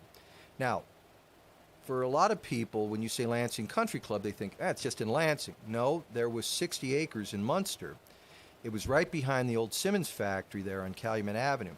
And that is a huge development possibility. And we have a developer that's come in. I understand he's originally from Lansing. And he came to us from Lansing to Boston and back to the area. And the company that owns it is Saxon Partners, and their development wing is called Spin LLC. And when he first arrived in Munster, early 2020s, the proposal was a very attractive office and medical business suite environment. And I liked it. I thought that there were great complementary effects to a proposal like that. Here are the things I liked about it. Commercial development, in terms of our Indiana state property tax structure, commercial development pays 3% of income tax, and it imposes the lowest burdens on municipal services. Contrast that with owner-occupied residential, that pays 1% of the assessed value in property taxes, and that has anywhere from a medium to a heavy service burden load. So commercial, you're getting a net positive return on the investment in terms of the property tax return. Okay, so the developer noodled around with that, and sometime last year, he came to the council and said, look, I've been watching the Purdue Technology Center down in Crown Point. It's an incubator site. Right. They're bringing in college kids. They're bringing in professionals. I like. That was my thinking. How about I change this zoning and turn this into a technology park and focus on bringing in incubator companies and make Munster a center of technology development? And I got a little starstruck by it, candidly. I thought this was phenomenal. This is great. Now, what was buried in that zoning change was some language under an special exception use, which it wasn't, I don't believe it was explicitly stated, but it could be inferred, data center. And about 2 months ago, this whole thing about data centers started emerging. And I started doing my homework on it. And I researched it, and in fact, I was retained by a client, a longtime client who lives down in Lowell, where a data center project was coming in for them. And I was retained to try and help slow that project down. And I did a lot of homework. Well, it wasn't slow the project down. I actually read the letter that you posted online. You basically represented a client in their opposition. Yeah, they didn't want it. And right. Now, I come at this, my research has led me to this, has led me to my opposition to data centers from a perspective that I think runs parallel to what you hear a lot of people say. When you talk to folks that are opposed to data centers, you hear a lot about the environmental impacts of a data center. You hear a lot about the health impacts of a data center. And all these things are valid concerns. But you also hear a lot of people who have the idea that if we don't build data centers in the United States, that we won't lose jobs, and that's a misnomer because data centers are going to be built somewhere, probably in China, and we're in a bit of an AI race with China. And so data centers, I'm not a huge fan of them, but data centers are necessary. Where they get built, I agree, is a debate that the public and residents have to have. But I won't say that data centers are any worse than any other development. I mean, they have some environmental concerns and they use a lot of power and they use a lot of water, but there are a lot of operations that do just that. They all use power. I mean, an Amazon facility uses power. The incubators you're talking about uses power. So those issues aside, the question is whether it's appropriate for the location. Yeah, and in fact, to illustrate your point, I like bacon and eggs in the morning. That doesn't mean I want a pig farm behind my house. Okay. Right? Safe. And here's another thing. And for my friends, I tell them it's a shaving moment. I tend to have a very reflective time when I'm shaving. So I tell people, hey, I came up with this idea with shaving. And my friends know if I say it was a shaving moment, they know this is something I've been thinking about. So shaving moment. I have been observing the data center build-out process. And I'm going to tell you, you and I have been around, and we've seen these tech cycles. And what you tend to see with a technology cycle is there's a huge amount of interest, there's a huge amount of money, and there's a huge investment in this technology. And it starts like a tidal wave. And then all of a sudden, the build-out is underway, and then the consolidation happens. And when the consolidation happens, a lot of these built-out environments, they go away. And I am developing a concern that this data center rush is very similar to one of these tech bubbles. And why I settled on this is something that we had to wrestle with this past spring. We were repainting the water towers in Munster, and the public works guys put out an email to the council and said, hey, we've got a couple of these cell phone antennas up here, and we can't find any companies that are responsible for removing them. What do you want to do? Well, in order to repaint the water towers, we had to pay for the removal. And I started thinking, okay, so I know when they put those cell phone towers in, there was some company that gave assurances, hey, when we're done using the cell phone tower, we're going to take it down. And when you start scratching the paperwork from the data center developers, one of the things that comes out, they're always saying, hey, this is a pot of gold. That's the big sales pitch. Sure, it is, because they're giving, they're enticing communities with large amounts of donations and additional revenues that go beyond the assessed value. Yeah, exactly. Now, scratch beneath the surface, Tom, and one of the things that's buried in the paperwork is a representation from the developer. Oh, we're also going to include a decommissioning agreement with this proposal. Okay, so what does that mean? Well, what it means is, and my good friend Tony Ferraro, I'm sure you know Tony, he works for the governor. Tony said, you know what, Jonathan, this is what it means. They need 1 million square feet today.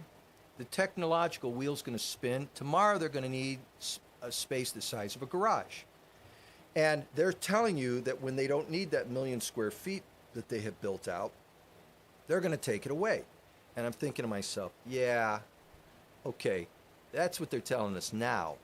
But just like that cell phone antenna, once the use goes away, all of a sudden, the tower gets transferred to another company, and then another company, and then there's a paper company that comes up. And by the time you seek to invoke that decommissioning provision, there's nobody there with any money in their pockets to pay for it. And that's one of the concerns I expressed in that letter that you read. It's the stranded site concern. And I saw that. And again, I in the interest of time, I want to move on. And again, I have mixed feelings about data centers. I think that they are necessary for us to keep our technological edge. At the same time, you know, the old NIMBY, not in my backyard. There have been some criticisms about you. There are some claims that you led directly to a large turnover with the town of Munster, that the town manager, the police chief, the public works director, and others have left because of you. What do you say about that?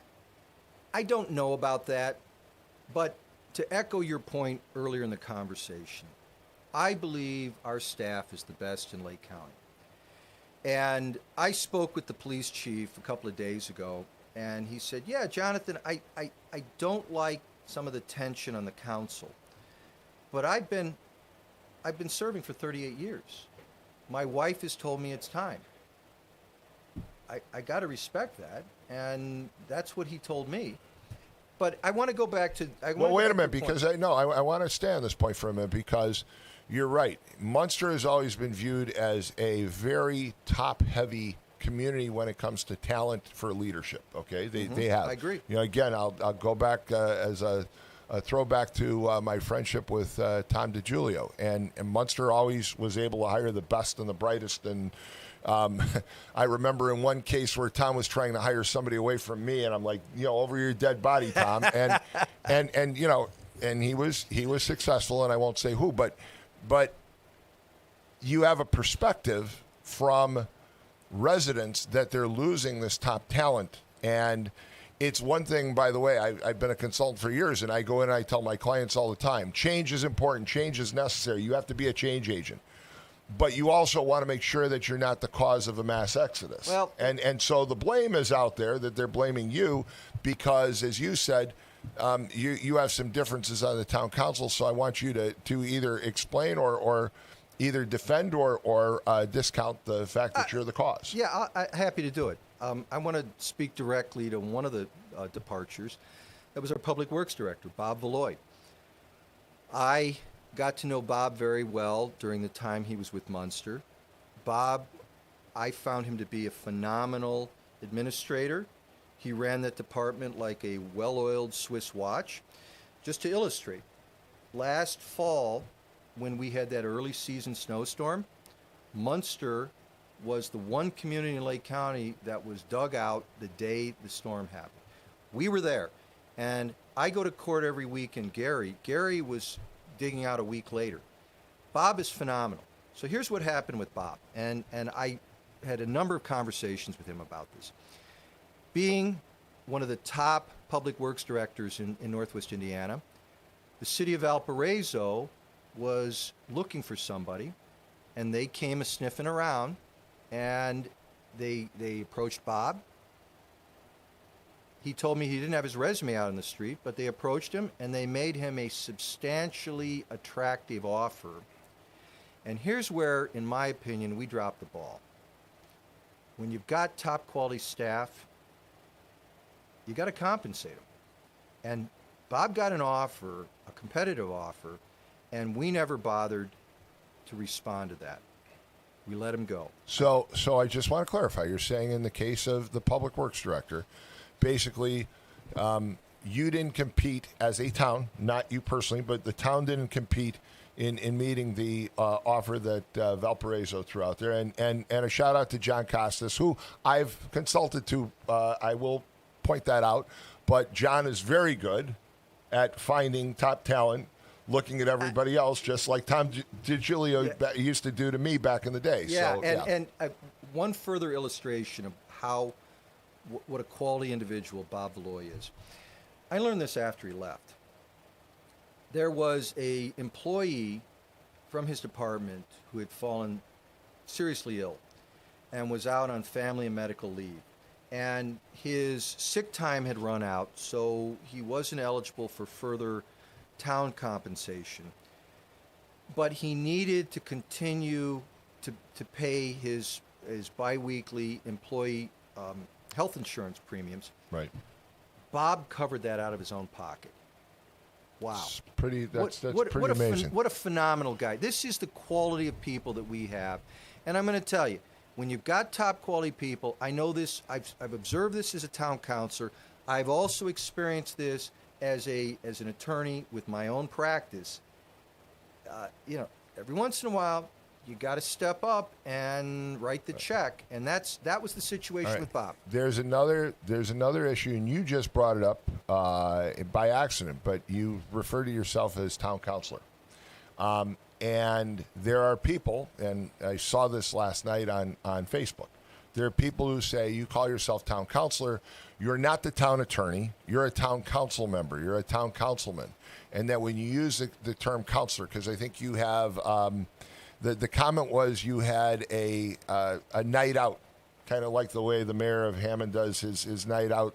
You had councilor night out. And they're saying that the use of the term councilor is you're inferring that you're the town legal expert. You want to address that? Okay, well, again, these are homophones, if I got that word right. You got two words that sound the same, but they're spelled differently. Counselor, in terms of the elected official, is C-O-U-N-C-I-L-O-R. Counselor, in the context of an attorney, is spelled C-O-U-N-S-E-L-O-R. Right. So when I did my town councilor night out, I believe we spelled it correctly. But you know what? You did. I will tell you right now, you did, but there was the inference, okay? There was also the inference that you are an attorney, and again, I have great respect for attorneys, although not at family gatherings. They just want some siblings who are listening to know that. Not at family gatherings. But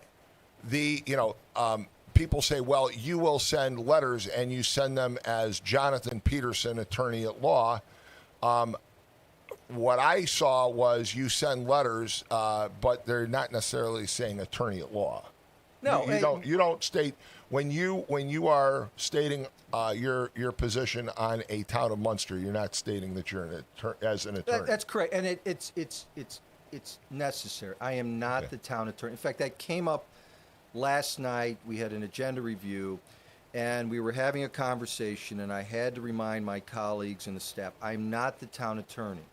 I had introduced last night a civility and decorum resolution.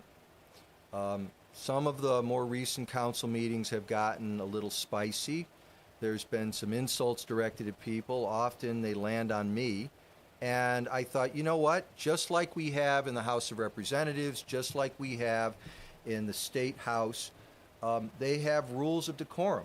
And part of those rules are you can't go out and start accusing people of lying, of acting in bad faith. You can't use profanity. I didn't think it was controversial, but that conversation last night got heated. And at one point, I had to step back and say, look, guys, I'm a town councilor, town councilman, an elected official. I'm not the town attorney. My colleagues last night indicated they didn't want to proceed with that resolution. One of the comments was they want to have the town attorney review this. That's fine. I hope, though, that we'll come back and do that. But getting back to one of your comments earlier about controversy, I think this perfectly illustrates this concept of controversy that has emerged. I put on recently a town councilor's night out. And you know what? When you said it was like what the mayor does, yeah, I have great respect for Tom McDermott. Right after I got elected in 23, Tom and his team were having a mayor's night out in Hessville. I went and observed it. I thought it was phenomenal what they do. And I thought, this is part of that change that's occurring in Munster. People want proactive, engaged elected officials. So I announced a councilor's night out. I expressed to the other councilmen, you're welcome to join me. And it turned out to be controversial. How dare you do that? All right, let's take a quick break. We're going to come right back because I want to talk about the decorum issue a little bit more. We've got Jonathan Peterson, the town councilman from Munster, on with us live, and we'll be right back after these commercial announcements.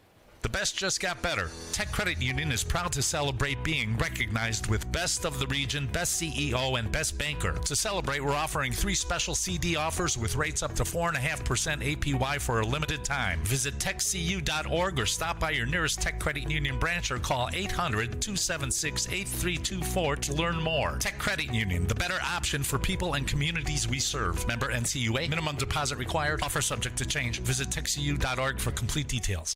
Head on over to St. George Greek Orthodox Church in Cherville for Greek Fest 2026 on July 16th through 19th. Come and enjoy the Greek experience with delicious foods like lamb, shish kebab, Greek chicken, spanakopita, and many desserts, including our delicious lurkamades. Check out our drive-thru options. We offer free admission, music, dancing, and a $14,000 raffle. Located at 528 West 77th Avenue in Cherville. For more information, contact the church office at 219-322-6165.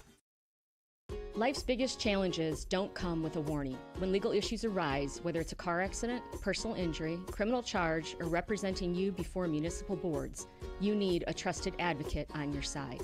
At Westland & Bennett, we listen first because your story matters.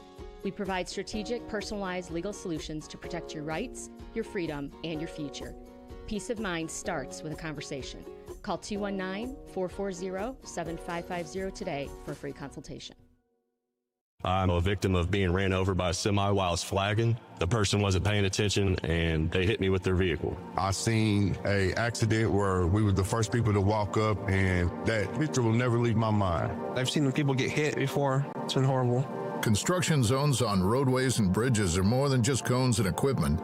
They're the workplace for thousands of dedicated union laborers. Everybody has a family that they need to get back home to, so please just pay attention to us out here while we're working. We all have family, and I know it's a pain in the ass, but we're trying to make the roads better for y'all. We're doing this for everyone. We're hardworking Hoosiers, just like you, and we all want to make it home safely. People would just take a couple seconds to pay attention. Be aware where we're at, where the cone zones are at. We're all in this together, and we're all just trying to be safe. This is Brian Short, Business Manager for the Indiana Laborers District Council. Everyone deserves a safe place to work. Do your part in the Cone Zone. Slow down, save a life. We're all in this together. A message from Laborers International Union of North America and affiliated locals.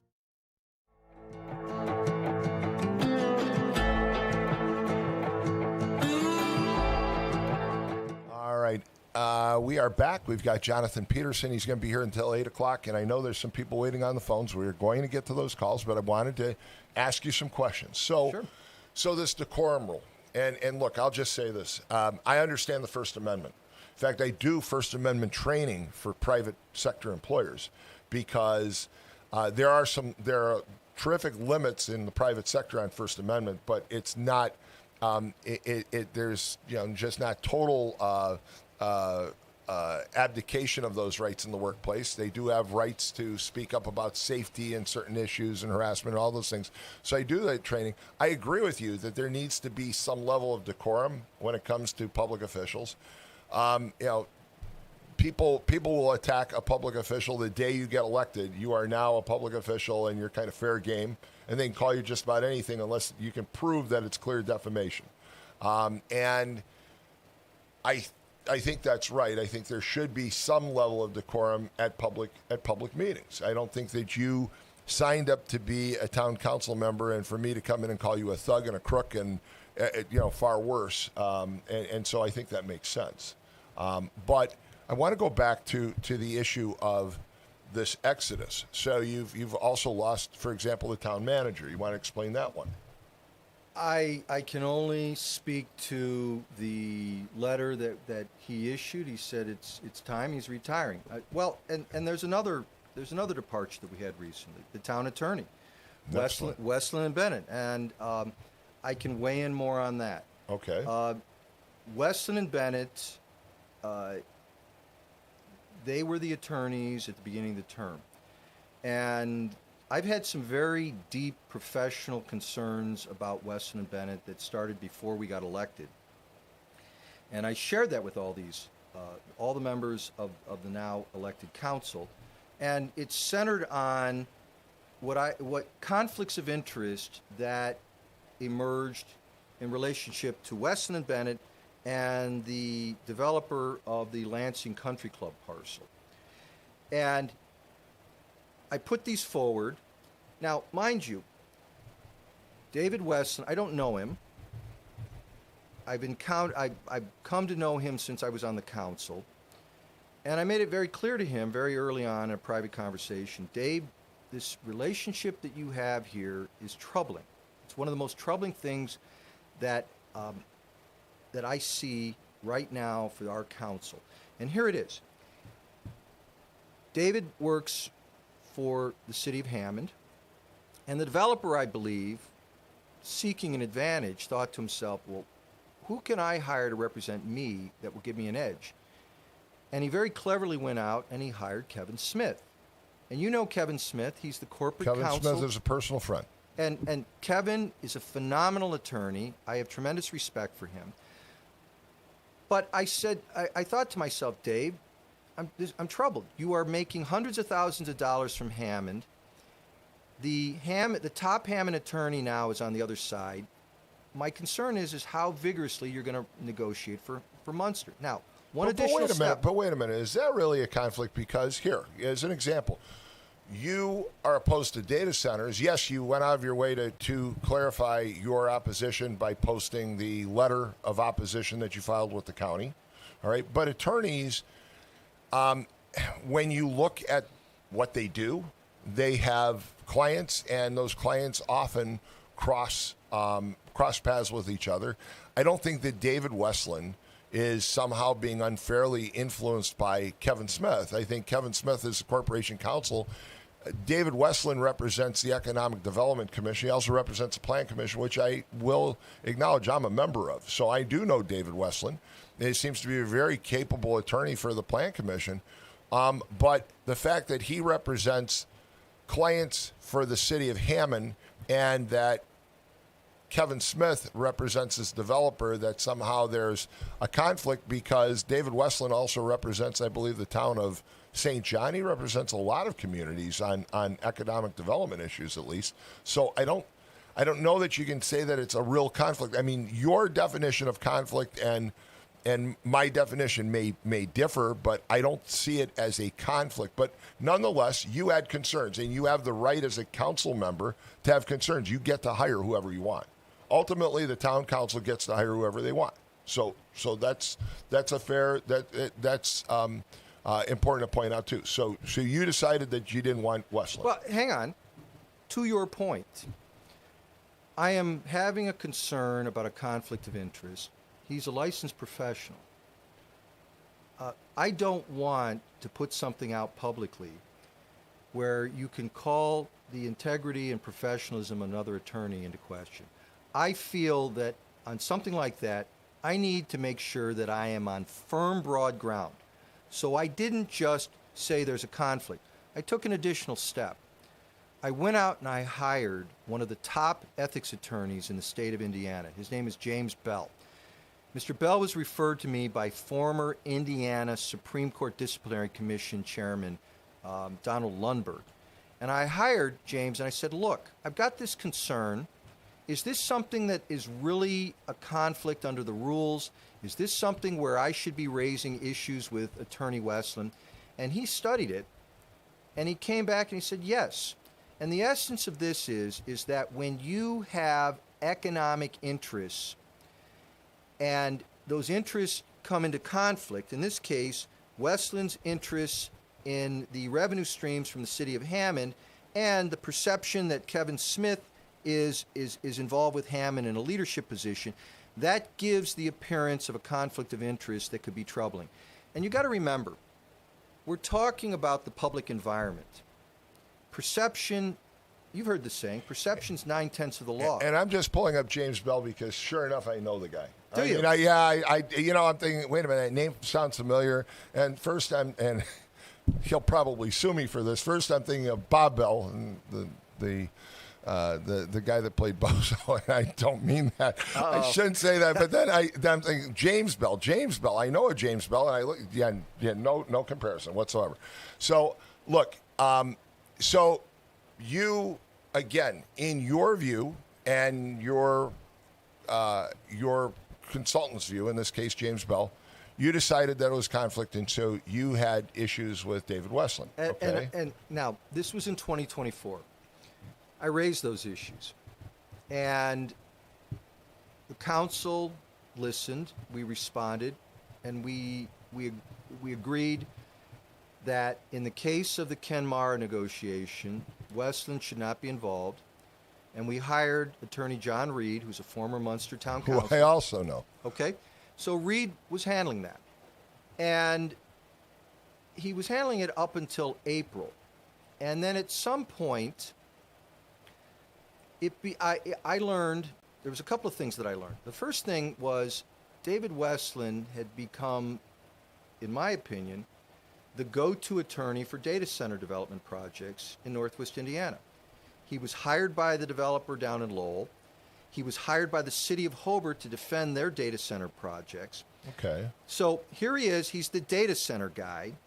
And he's negotiating with the developer who's now telling us he wants a data center. But isn't this like when you represent clients and my brothers do the same thing? I mean, you represent a client. One day you're representing somebody as a defendant, and then you get a call, and 6 months later you're representing somebody else who may work for the organization that you were suing previously. It's not necessarily a conflict. There was no connection. I mean, the fact fair that enough. David Westland is an expert on economic development. I mean, that's his forte. So he's going to get hired by a lot of different entities. I mean, that's to me that's. Again, if you feel that he just doesn't serve your purpose, you have the right to choose who you want. Fair enough. And I raised that as a concern. Okay? It's not illegal. Right. But I raised it as a concern. Then, and here's where I really got concerned. I later discovered that in addition to the Kevin Smith concerns, the other data center developer, the other attorney working for the data center developer, Scott Yanni, who I think very highly of. I know Scott very well. Scott was involved in a business dispute with his former firm, and he hires Westland at the beginning of this year. Westland now is negotiating with Scott Yanni because Kevin Smith had stepped back, and Westland works for Scott Yanni. Again, there are attorneys who work for Lake County, though, who also represent clients against the county. There are attorneys who work for landlords, but will also represent, individuals in disputes. You all do it. It's there's only a certain pool of individuals, and when it comes to certain practices, especially, right, there aren't that many people doing, for example, real estate law. Mm-hmm. All right, there aren't that many people. I use my brother and my son. There aren't that many people doing bankruptcy law. So there are, there's a small pool of individuals doing economic development, and once again, there are those cases that cross each other. But is it more happenstance? Is it part of the professionalism? Or is it deliberate? And I don't think it's deliberate, is my point. I don't think you deliberately go out and find somebody to represent that is, contrary to a client that you had 3 years ago. Tom, and I agree with everything you said. It's like a lot of things in life. It's not what happens to you that matters. It's how you handle it. Weston had this representation with the data center developer. We had to go find it.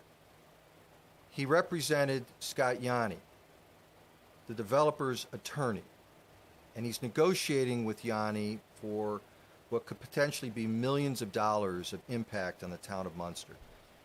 We had to go find that. I pointed all these things out, and I brought them up at a council meeting, and it was contentious. And there were accusations and insults that were thrown out.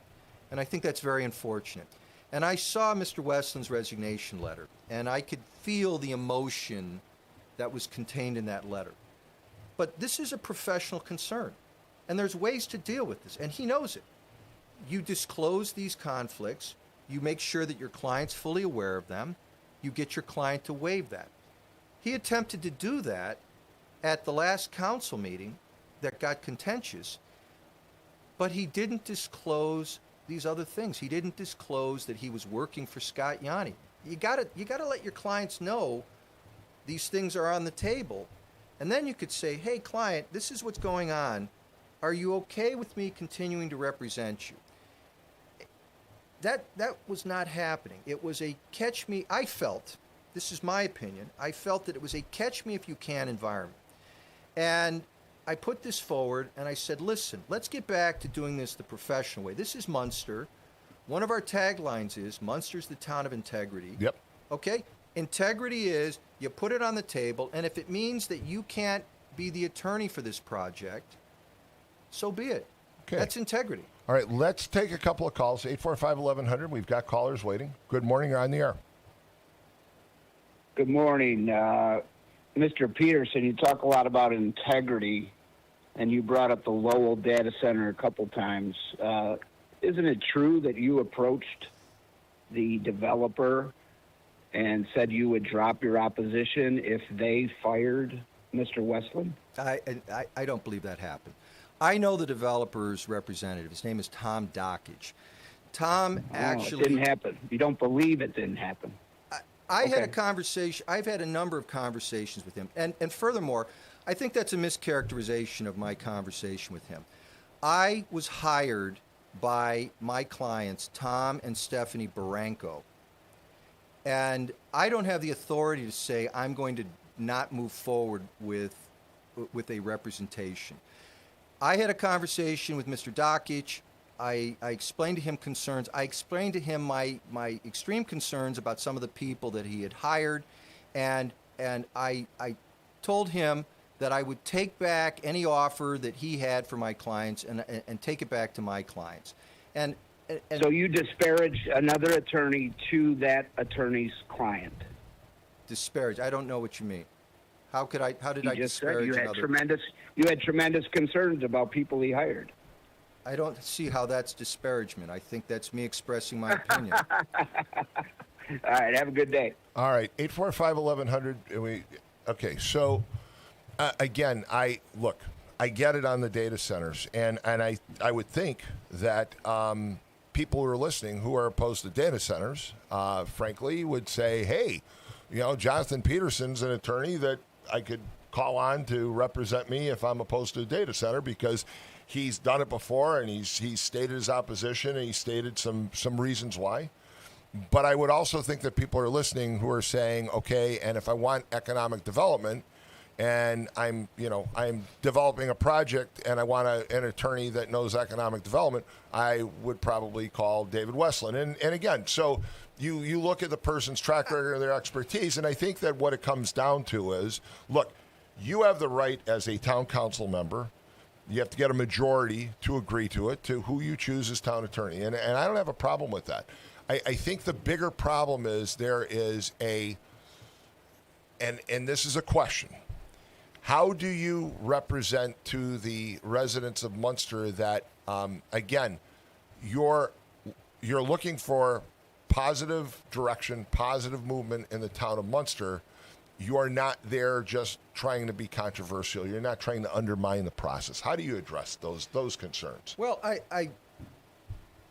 I point people to my record, and I point people to the ideas that I put forward.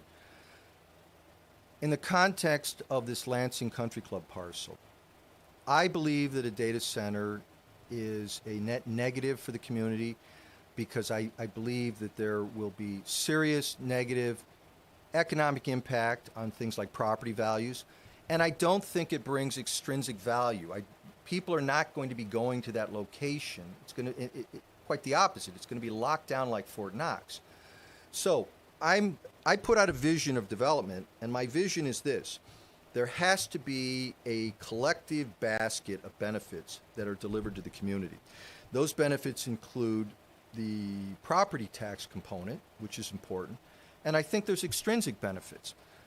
Going back to the original proposal from the developer, where he was going to put in office and medical, for-profit medical, I was talking to a doctor friend of mine recently, and she said, Jonathan, my neighbors to the left and right of me are Illinois doctors. They moved here from Illinois, and they found Munster because they were working here. And I thought, aha, an extrinsic benefit.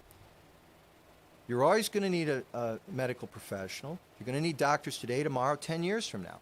And if we have development that has those types of extrinsic benefits, we're bringing value into the community that goes above and beyond just the development itself. That's the kind of thing that I'm looking to articulate for Munster, and that's the kind of change that I'm looking to make. And I think it's a change that people find attractive. And if I look at what my friends in Griffith have done, that's the proof. This is the way that Republicans can continue to bring smart and competent leadership into communities like Munster.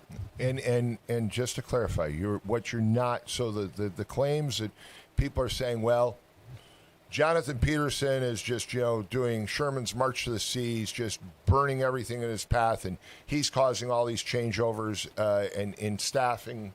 We've already talked about the town attorney, that situation, but that situation excluded.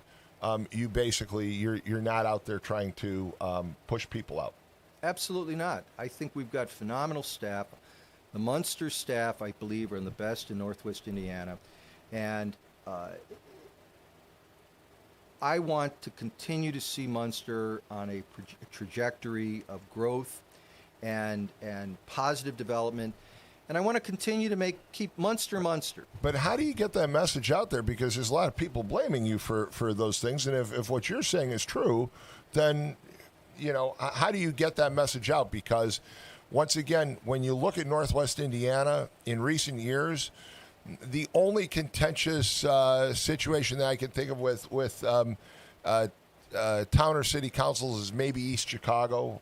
There's been a little bit, but most of them when they're at least in the public, okay? I know all 9 members of the Hammond City Council, and what they do in private, okay, they can argue like cats and dogs, but it's more of a unified front. How do you recapture kind of that unified front when it's necessary in public with your fellow council members? Well, I'll tell you what. That's part of the reason why I introduced the civility resolution, and that's why I am out having conversations like what we're having here today. Great. Ultimately, you know how this gets resolved? It gets resolved at the ballot box. Yeah, that's true, and you're right about that, and I'm glad that you came on. I do want to point out to anybody that's viewing, listen, Jonathan is not sweating because he's being interviewed, folks. It is hot as hell in here.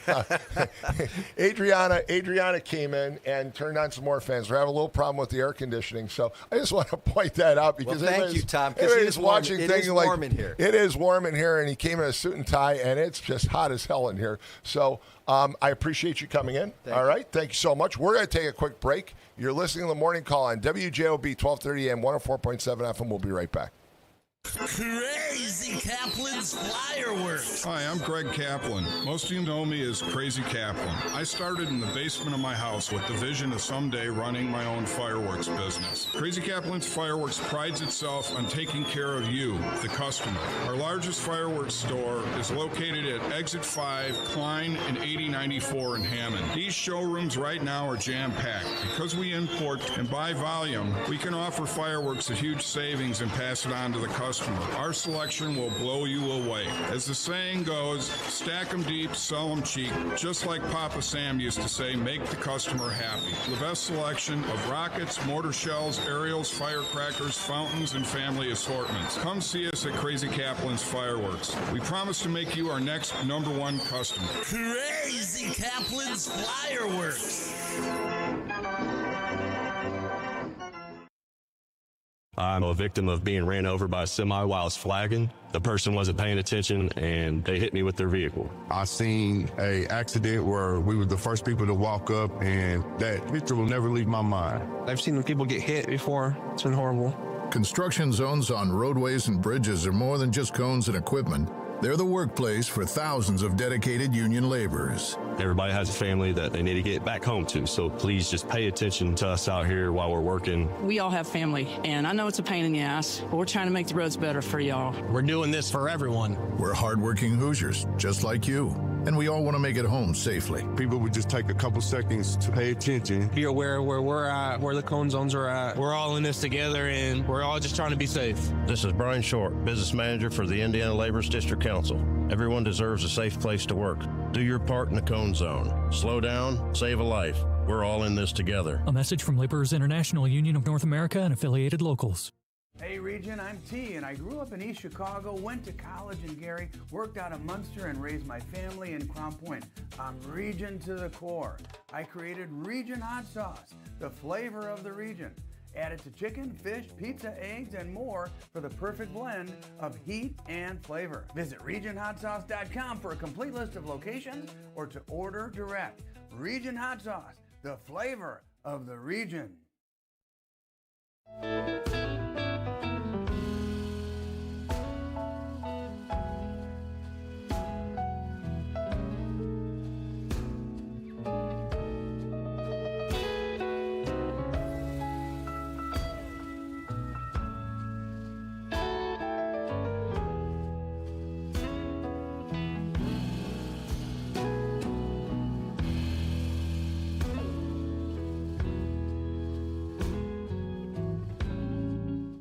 All right, we're back, and just a shout-out to James Bell, who I do know is a very capable, very well-respected attorney, and I apologize.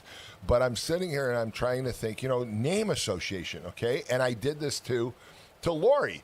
I mean, I know Lori, all right? And then I call her Jill, and who the heck is Jill Whelan? And I had to look it up. She's some actress that I probably don't even know who she is, but I called her Jill Whelan. So sorry. But you're Adriana. Mm-hmm. You're not anybody else. Nope. So I won't call you anything but Adriana. There we go. Let's take a look at traffic and weather before we get back to calls and the discussion this morning. I do want to take a look at 8094 across the line in Illinois. Looks like the backups are pretty much gone. We're in pretty good shape again. The Bishop Ford, on the other hand, is getting to be kind of a mess this morning because of road construction, and it really, really starts to back up, so be careful on there. No surprise, backups on the Ryan. Lakeshore Drive looks really good right now, so if you want an alternate, take Lakeshore Drive. It's not looking bad, folks. 294 around the city's not bad. Forget the Stevenson, the Eisenhower, and the Kennedy. And I-65, I'm going to go all the way down as far as we can. And I-65 actually looks like it's flowing pretty well right now. So there you have it on traffic. Let's talk weather. Weather, it is hot. That's as well as we can put it. Currently, right now, at the Strachan Van Til Studios, it is 81 degrees. And it's 90 degrees here in the studio. And I'd like to bet that it is probably still that 89 degrees in the pool. Oh, it's probably up to 90 at this point. 90 really degrees is. in the pool. Here's the problem. So the pool has an automatic cover, which is great. Mm-hmm. Okay, it's wonderful because you don't have to worry about kids and dogs and anybody else falling in the pool. It keeps it really clean, but the automatic cover also keeps the heat in. And people don't understand. I've got 12 inches of concrete underneath the ground around the walls of that pool, and then you've got the whole patio area, and all that concrete heats up and it holds the heat in. And as soon as the midday sun or early morning sun hits that concrete, it heats up the water again, and it's going to be in the 90s today again. So be careful out there. That was an interesting interview with Jonathan Peterson. Again, he's a town councilman from Munster. Again, he gave his perspective. I know there are people who live in the town of Munster right now who are concerned that there's some controversy when it comes to town council. As I said with Jonathan here, there's one thing to be said for change. There's another to be said for controversy. And unfortunately, it seems like a lot of people view it as controversy. Jonathan explained some of the things. He has his differences with David Westland about town attorney, and that's the prerogative of the town council to choose a town attorney. I will just say, David Westland, I know him quite well. He does represent a lot of economic development. He's a very good attorney. Not that Jonathan isn't, not that Kevin Smith isn't. All the attorneys that we mentioned this morning are all really good attorneys. Scott Yaney is a good attorney and also a personal friend. So, it's my privilege, I guess, to have so many friends that are attorneys. But it also, I can understand where their paths cross, and their paths do cross. And I guess I'll agree to disagree with Jonathan on that one, because there are times where an attorney will take one client and then take another client, and they may have represented that defendant against the employer, and then 6 months later, they're representing that employer in another matter that has nothing to do with that defendant. To me, that's not a conflict. That is just how attorneys work. And they, as he rightly pointed out, there's a disclosure that they can do and should clarify things. But I hope having Jonathan on this morning, it helped clarify a few things for people, because controversy, when it exists at a town level, is not a good thing. It's not a way to attract people, and it's not a way to attract talent. So with that, 845-1100 is the number to call if you want to talk about Jonathan Peterson in the town of Munster. If you want to talk about anything else, you want to talk about the WNBA, we've been talking about that. And one thing I was remiss in, and I wish I'd asked him, and I bet I would have gotten a pretty good answer, is what are you proud about being an American? And so guess what? I don't have a caller right now, so guess who I'm going to ask that question to? Adriana, why are you proud to be an American? Why am I proud to be an American? Man, you really put me on the spot here. Yeah. See, I would like to think of a more fluent and eloquent answer to this, because I'm sure given maybe 5 minutes I could give you one of those. But I think the aspect of being proud to be an American is being able to,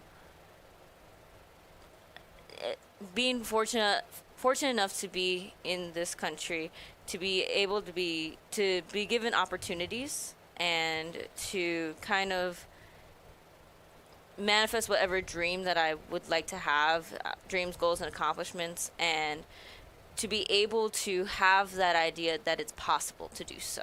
And I think that's what makes me proud to be an American. Oh, I think it's a great answer. I think it's a unique answer, and everybody has their own view. And I'm troubled by the fact that there are some people out there, some political pundits and some in the media right now who are saying, well, you can't celebrate the America because they don't like Donald Trump or they don't like this or they don't like that. You can celebrate America for a lot of good reasons. I mean, I can remember, when I was younger, I wasn't always a fan of some of the presidents that we had, but I still celebrated the fact that I was an American because this is the greatest country on earth.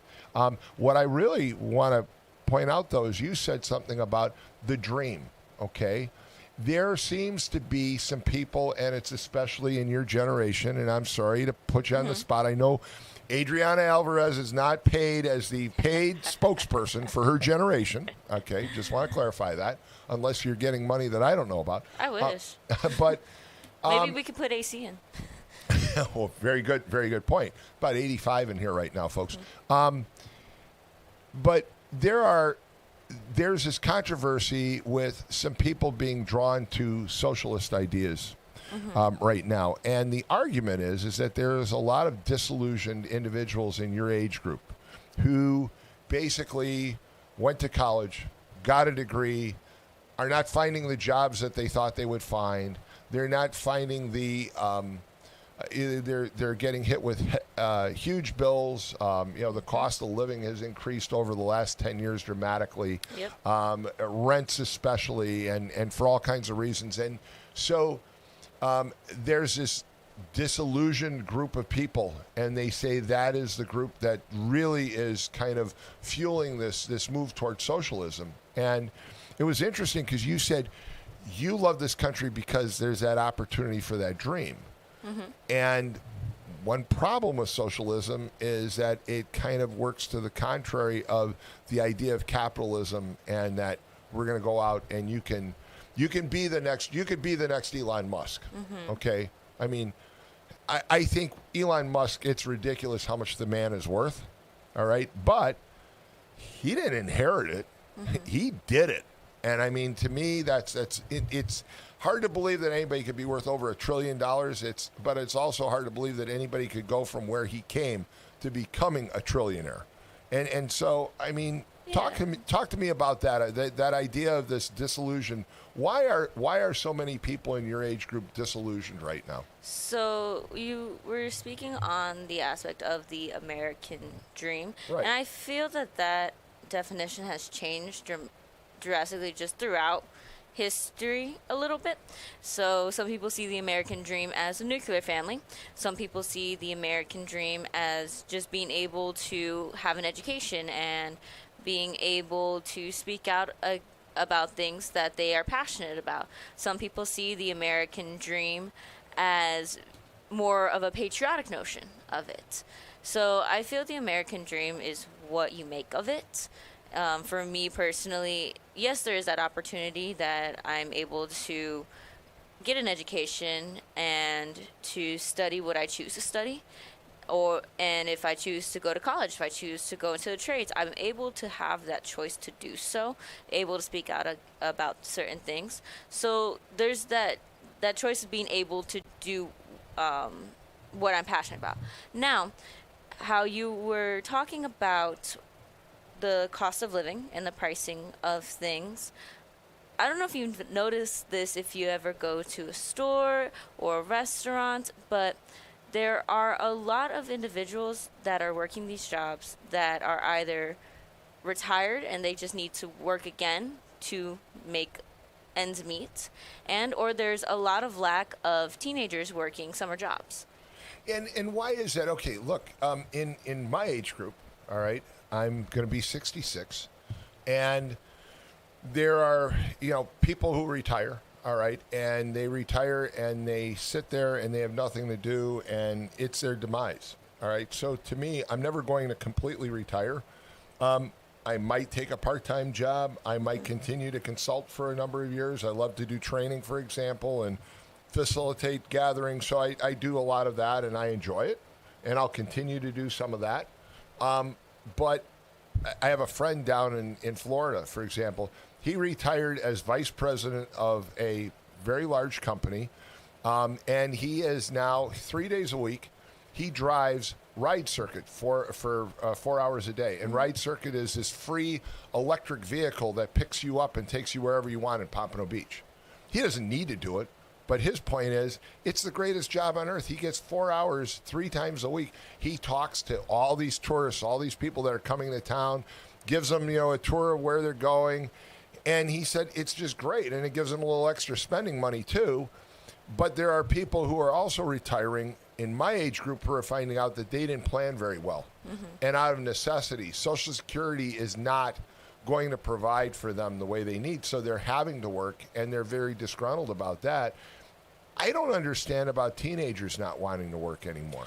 It's not the aspect that they don't want to work. I know that there's a lot of young adults, teenagers, and people in their early 20s that do need to work, but jobs aren't hiring. And it's not because they don't want them.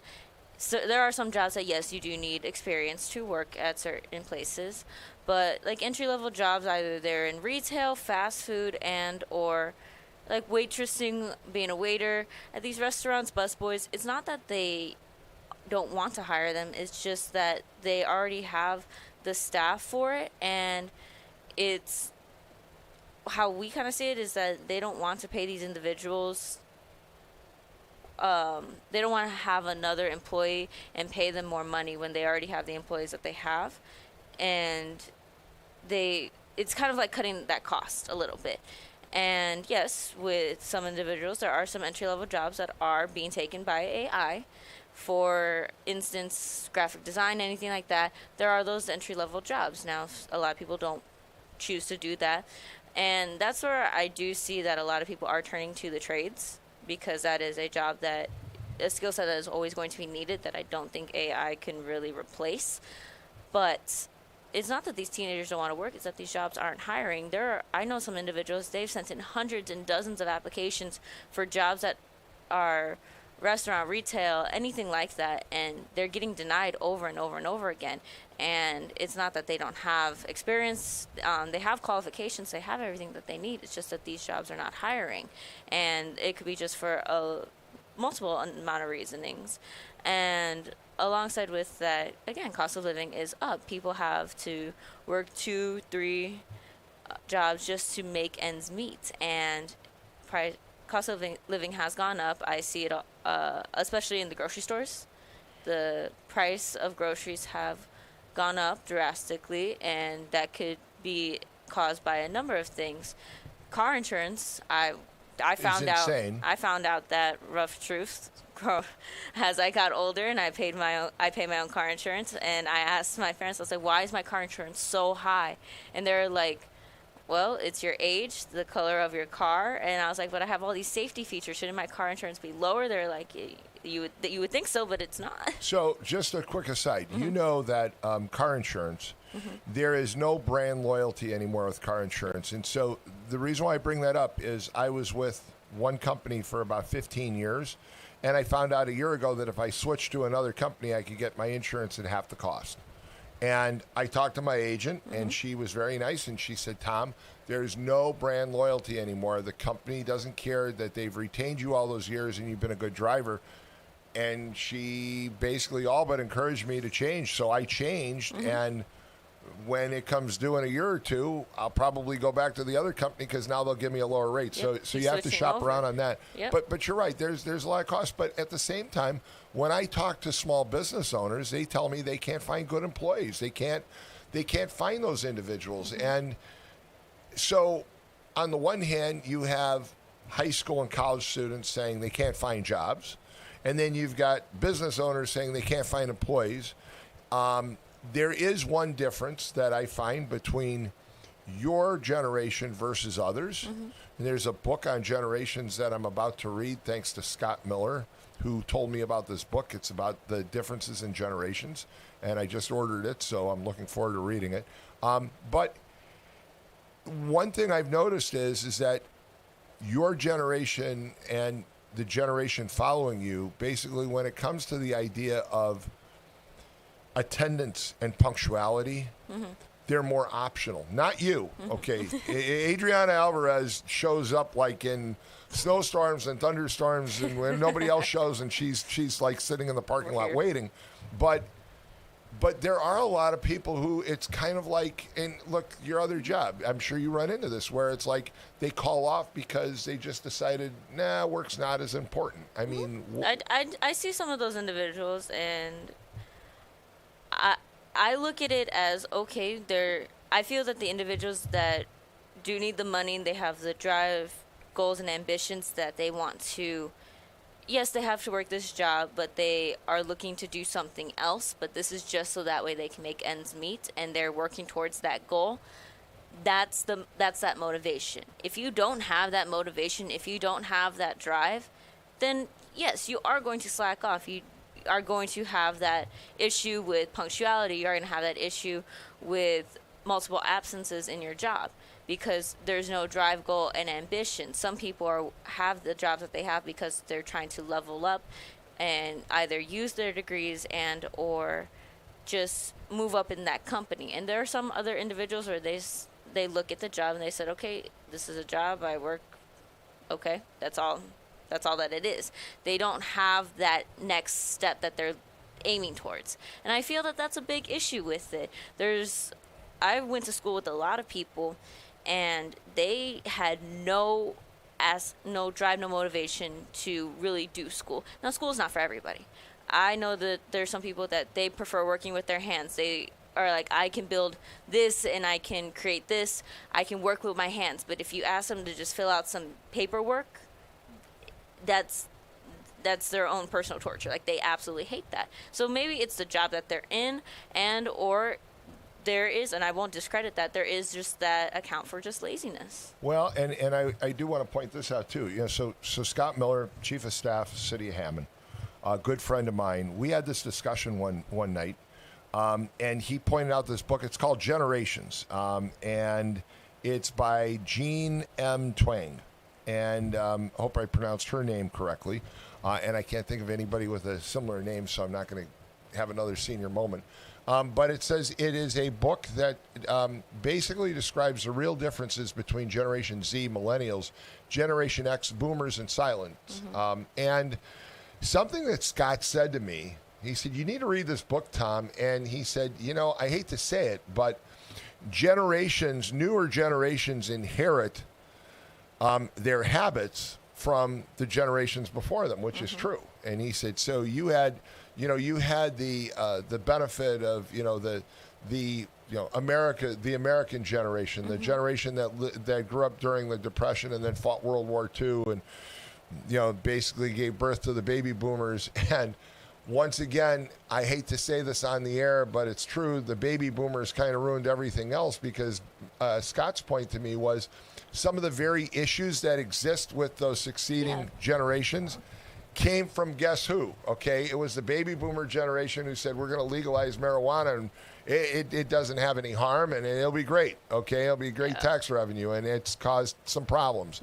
Then there's a baby boomer generation who said that we're going to do things differently, and when it comes to work and play and all those things, some of our values have been transferred to your generation now and to the generation succeeding you, and basically we're the cause, and we're cause to blame. And I just thought it was a great conversation that night because Scott said, Tom, just food for thought.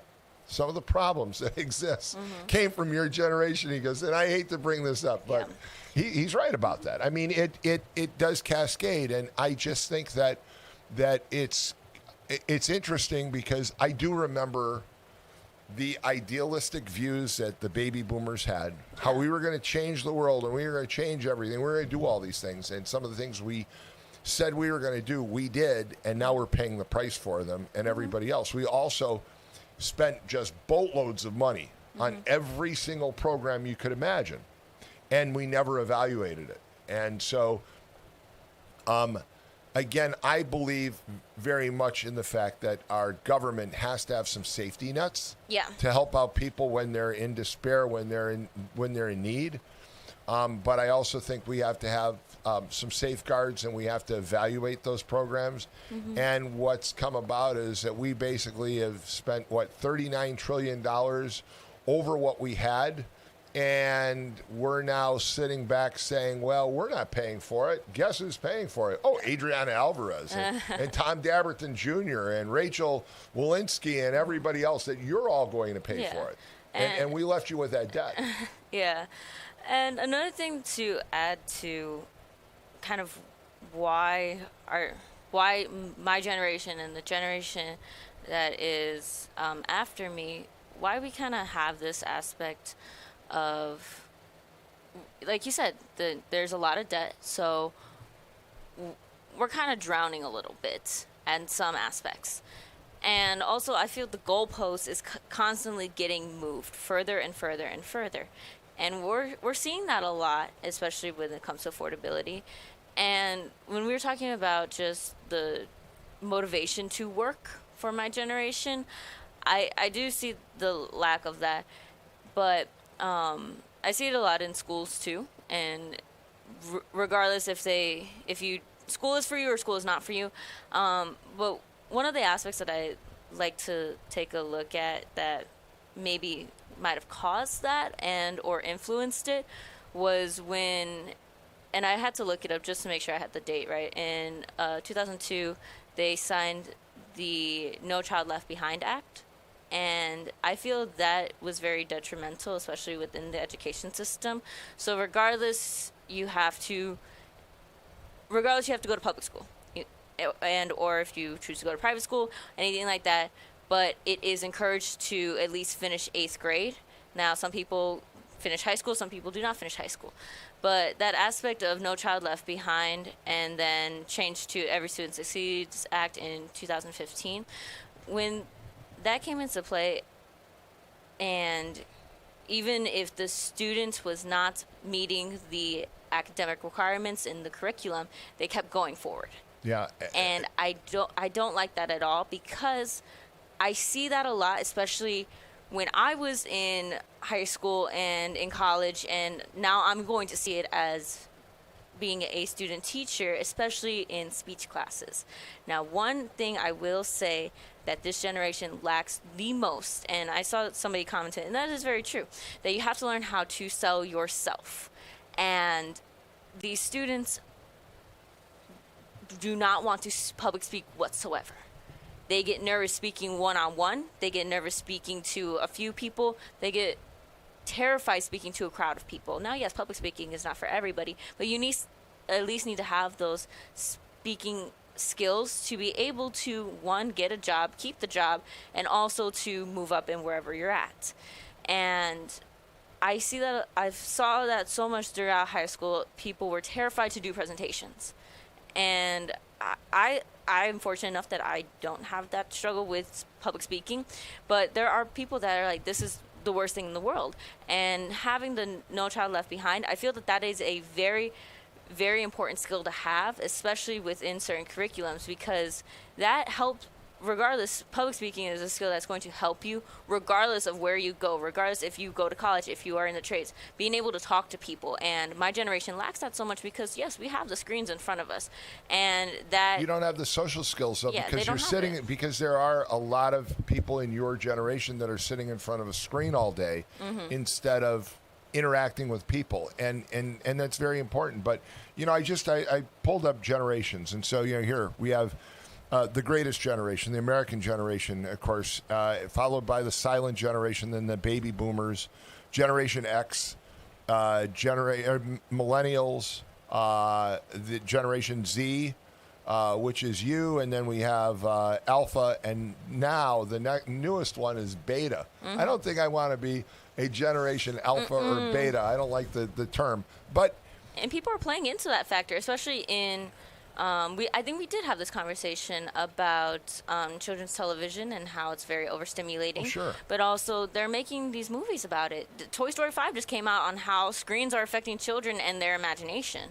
Well, but I want to go back to something else that you said, which is, the idea of No Child Left Behind. Look, you competed in athletics. Okay, you were very good, in fact, in athletics, and There were others who tried out, didn't make the team. Yeah. All right. And it's a lesson. It's a lesson in life, okay? That there are some people that exceed at certain things, and there's some people that exceed at other things. But part of that experience was also to help you learn the what fits for you and what doesn't. fits for you, and also how to accomplish your goals. Right? You didn't become the team captain by happenstance. They didn't just say, "Oh, okay, we'll pull a name out of a hat." Right? It was because you were the best, you were the leader, you were all those things.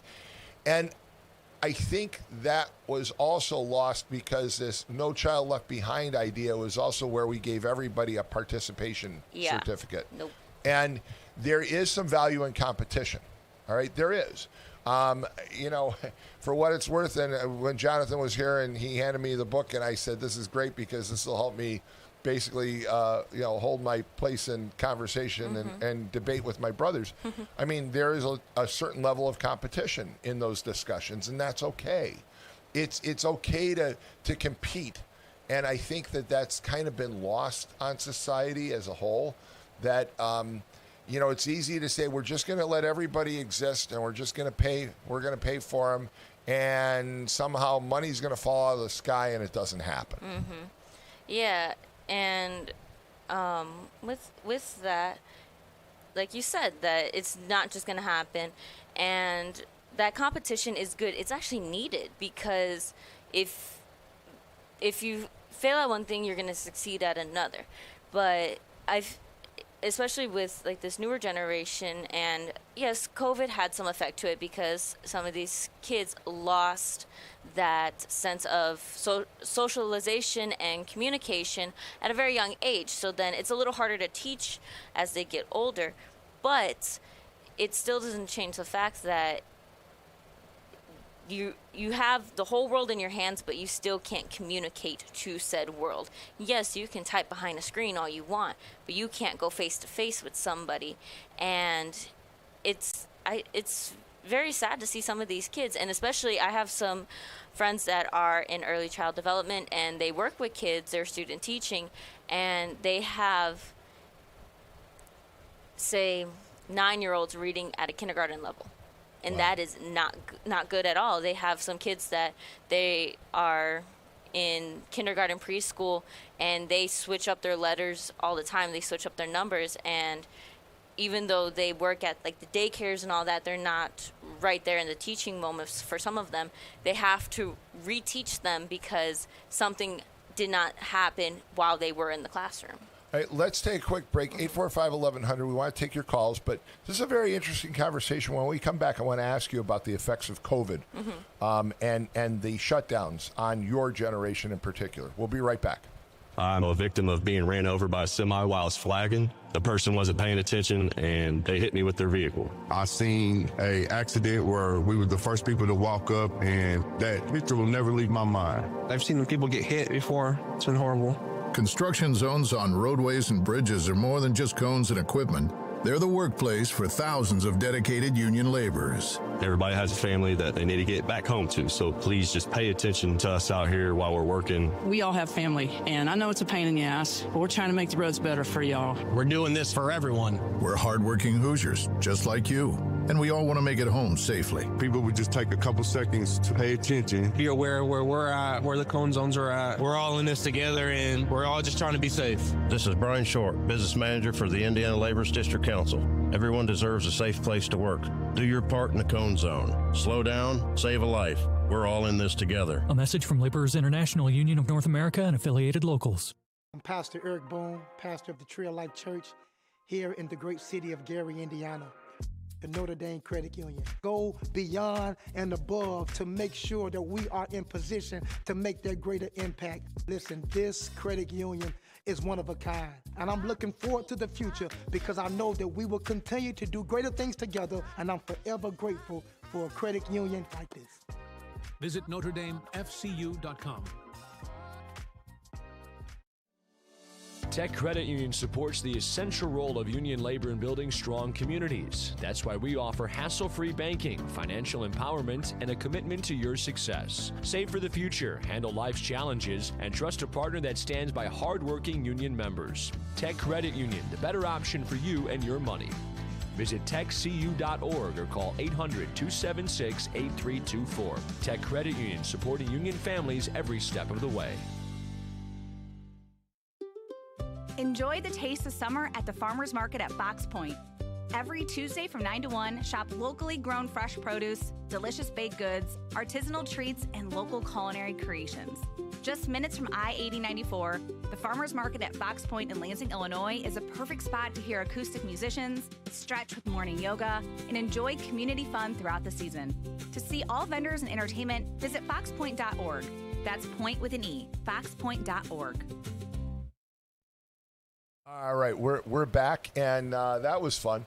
So I just want to point out again that we are in the James Dietlow, the Jed Dietlow Memorial Studio this morning because it's like 85 degrees in here. So when it gets above 80 degrees and it gets uncomfortable, it's not the Strachan Van Til studio. No. It's the Jed Dietlow. There he is. The Jed Dietlow studio when it goes above 80 degrees in here. And he's walking through really fast like, okay, shut up, Dabertin. I'm not listening to you. And he shuts the door. There you go. 845-1100. We've got some callers, so let's go to those callers. Good morning. You're on the air.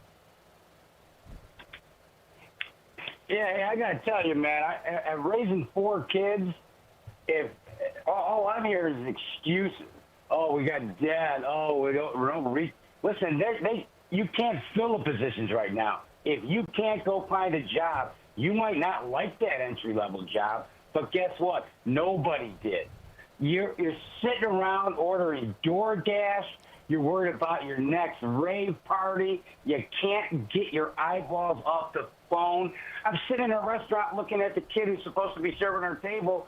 And if I hit the kid in the head with a brick, he isn't moving his eyeballs. All right, hold on a second. Hold on, because I want to ask. I want to ask Adriana about your point. You have a very valid point, but has society made your generation somewhat lazy because you can get food delivered, you just use your phone, you can do all. That's not the question. Society hasn't done anything to these kids. You got parents and you got at least a half a brain. All right, that's it. But wait a minute. I want Adriana to ask. You get off your ass and take that job and go do all right. it. But here's somebody who's done that. Here's my point. You're missing the point. Here is somebody who does that. This is someone who works 2 jobs who, if she can, she'd work 3, okay?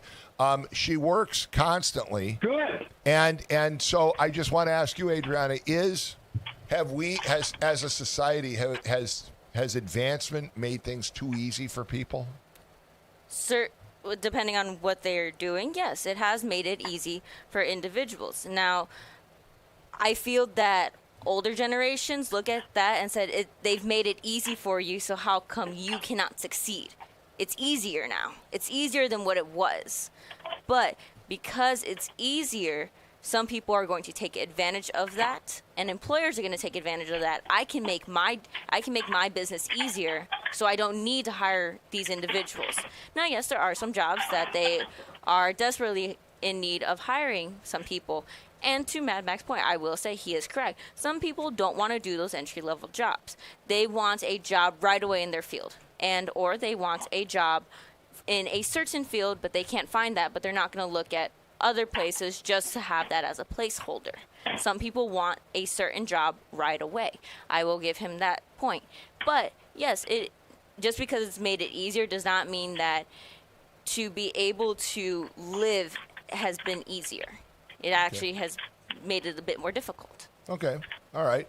Go ahead, Mad Mac. You got to be kidding me.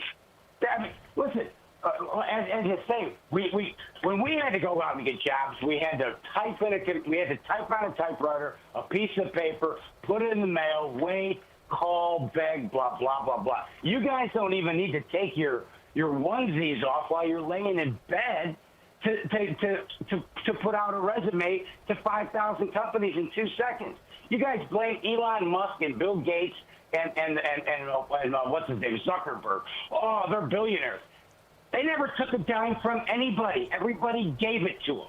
They didn't confiscate anybody's money. But you can't say, I've been in Brett Brazier's place, Doc Smokehouse, sitting at the bar. I'm looking down at the bar waiting for a beer. This kid cannot get his eyeballs out of his phone. The girl standing next to him, what's she doing? Same thing, okay? You guys need to get off your ass and realize if you want to make money, there's one way to do it. You exchange your hard work and time that somebody is going to dictate to you on how you're going to do it, when you're going to be there, and that's what the job is. So, now, if you don't like it, stay home and collect the Okay, so I'm going to. A lot of people are doing. All right, give Adriana a second. Give Adriana a second. Sir, so Mad I'm Mac. going to ask you. So you feel that living in today's society is a lot easier, and that it's just a bunch of excuses, regardless of the price, regardless of the price of the cost of living, the cost of expenses and insurance and car and housing. Regardless of all of that, it is still easier. The poor people in the United States of America live like billionaires. We're not talking about, but we're not talking about people on. Wait a minute. Wait, Mad Mac. You just like to talk. We're not talking about people who are taking advantage of the system. Adriana and I have already talked about it. She's talking about people who basically want to go out, get a job. They want to do all the right things. That her point is, we've also made things a lot more difficult in many respects. You're right. It's easier to send off your resume. Now, is it easier or more difficult? And her question is, do you think it's easier or more difficult to live in 2026 than it was back in 3 decades ago? It's much easier. See, I disagree. I think life is no, and I'll tell you why I disagree with you. I think life is more complicated now than it's ever been because, for one, people know the differences that they had. I didn't necessarily know that everybody else had X, Y, and Z when I didn't have it. Now everybody knows it, and I do think that there is additional pressure on newer generations that didn't exist on previous generations. But hey, thank you. We've got additional calls. We got to move on. Good morning. You're on the air. Hey, can you guys hear me? We sure can. Yes, we can. Hello. Go ahead. You're on. Oh, did we lose you, Brad? Brad Gimbel, we lost you. You need to call right back. There we go. There we go. All right, go ahead. You guys hear me? Yep. Hey, there you go. Okay. Hey, I just want to say there's nothing easy about life, period. I've had to work since I was a paper boy at 12 years old for the Hammond Times, and I've had very little time off my entire life, even though I'm stable. So just remember that. Every generation is always going to want to shift blame on the other generation, and that's the game. That's their game to basically divide us here and make us completely and utterly against, just always against each other, and saying you had it easier, I had it this. We're all going to have it even more. It's even going to be harder for all of us if we do not join together. Okay, the idea of socialism and communism has failed in every country in the world, and it seems like it's just being welcomed here. And if we continue to elect people like this, we're doomed as Americans. Because you were asking earlier, what am I proud of to be an American? Yes. Well, the first thing that I'm proud of is the very, very first thing I'm proud of, and I find it to be the most powerful weapon, period, is my ability to speak. My tongue doesn't get cut out here in this country like it does in other countries. But it's getting there because we want to get socialism and communism in here and deny that our parties may have been taken over by them. And we want to just hate Trump. Who cares about that guy? That's the thing about Americans. We didn't care about that, our presidents. And that's the problem with a lot of generations why they hate Gen X. Go ahead, Tom. No, you're bringing up a lot of really good points. So I want to harken back to Jonathan Peterson, who was here this morning, who mentioned that he's trying to pass a decorum ordinance because of some of the incivilities and things that exist. But at the same time, there's that limit. What we also want to make sure that, people shouldn't be able to come to a town council meeting and call you a thug and a crook and all those things. But at the same time, they should be able to voice their opinion pretty much unfettered. And I think that's 100%. Why his his proposal is somewhat controversial because people want to make sure that it doesn't somehow limit them. And then you brought up some comments about generations, and I guess I want to ask you what I tried to ask Mad Mac, which is, has life itself become more complicated now than it was 30 years ago, given the fact that you now know all the things you're missing out on a lot better than you used to? I mean, it used to be, if I didn't have the biggest color television, it didn't matter. But now I know what everybody has, and I know how much I'm missing out on it because there's this constant message that I need that giant color television that everybody else has. Does that make life more difficult because everybody's comparing everybody else to everything? Well, I think everybody's been trying to keep up with the Joneses for a long time, and I think that's just kind of the it's kind of helped the economy. I don't know if it's easier. It depends, or harder. It depends on what you want to do in life and what you want to pursue. It's always been hard to be a doctor. It's always been hard to own your own company and run your own business. I don't care what anybody says. That's the hardest job in the world. Trust me, I do it. I run more than one. It's incredibly difficult, and it has been difficult. And the things that I've learned from everybody in the past that have done something similar have said it's been incredibly difficult. So I think what they have done is sold Adriana's generation and these other generations that it's easy to do this. And that gives you guys a false impression. And it's super hard.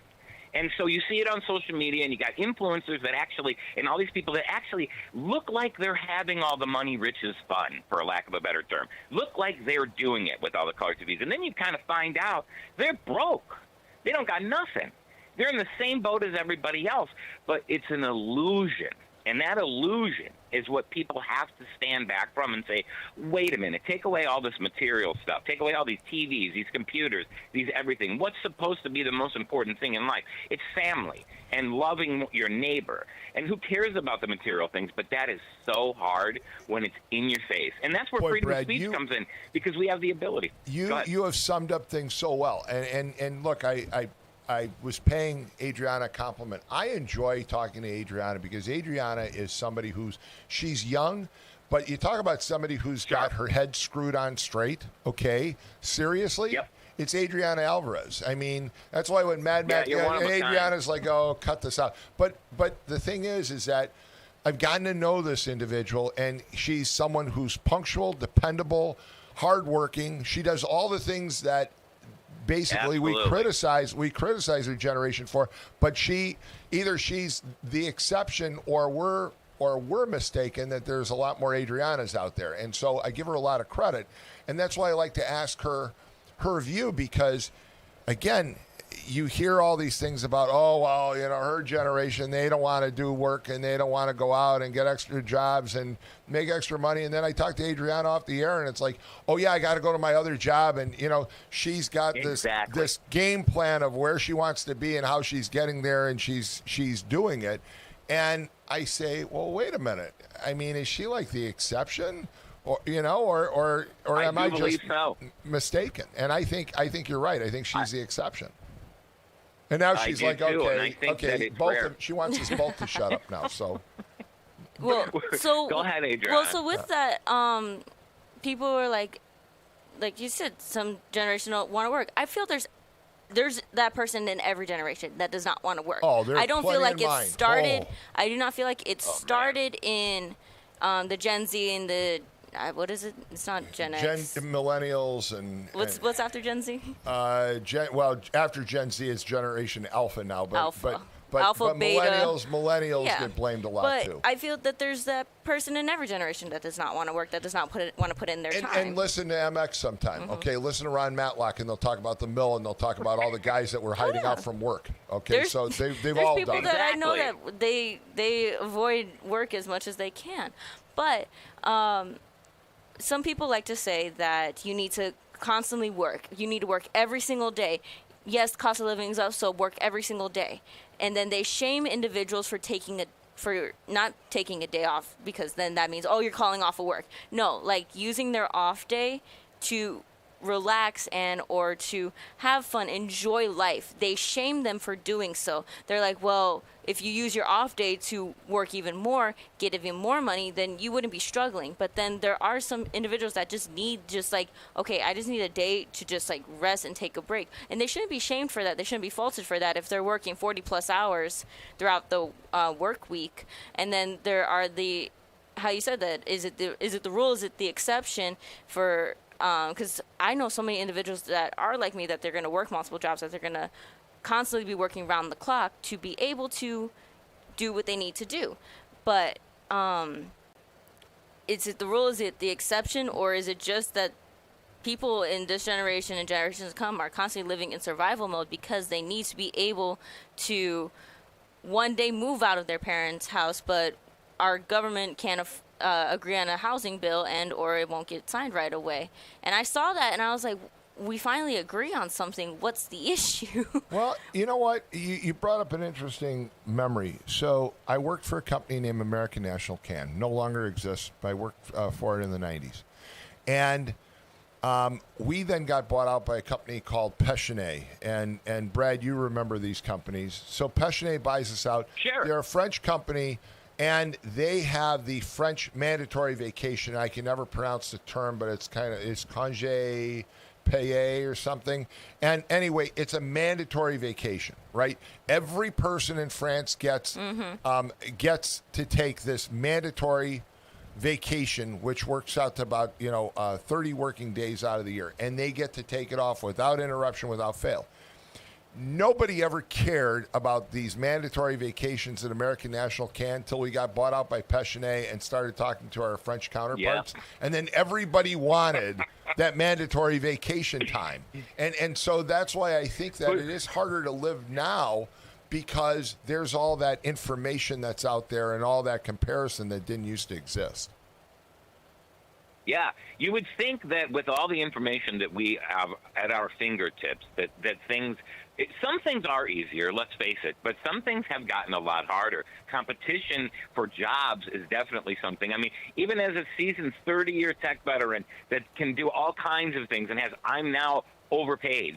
I'm not able to be hired because they will think that I'm not going to work for a lower price. It's absolutely insane. And meanwhile, I have friends that have been able to survive in this business and are working for airlines and things, and they're saying we're in shambles because everybody wants to be replacing coders and people, and literally millennials and Gen Z is trying to get work with AI, and it's not working. I mean, they're proving that the AI is costing so much money. It's insane. They're dropping it all over all these big guys. So I think the main thing, every single thing would get easier if we dropped all of these labels we want to define ourselves by, whether it's our ethnicity, how much melanin our skin holds, what class we are. If we don't come back together as Americans, we lose everything we got in this place. We lose the ability to get on the radio right now and talk about our feelings, let alone be able to talk about facts. And that's the thing. It's this is where the world is changing. The Catholics and the Protestants are joining and have fought together through the Knights Templar here in Ireland to figure out what has happened with mass immigration into their countries because there's so much crime. When the Protestants and the Catholics are getting together, it's happening. People are getting sick of it. It's not, and the one thing that's the other main problem is this affinity we have that government is going to solve all our problems. They have screwed up everything, from local all the way up. They have bankrupted us practically. They overcharge us. They overtax us. They over everything us, and it's still everybody turns around and says, "I love my government. I love my officials." That's all going to come to a change here, and this is where we are going to be able to get some more power as humans. And it really is going back to building a team. And being a manager in many of these things, you have to deal with everyone. You have to put everything you have aside and figure out at hand together.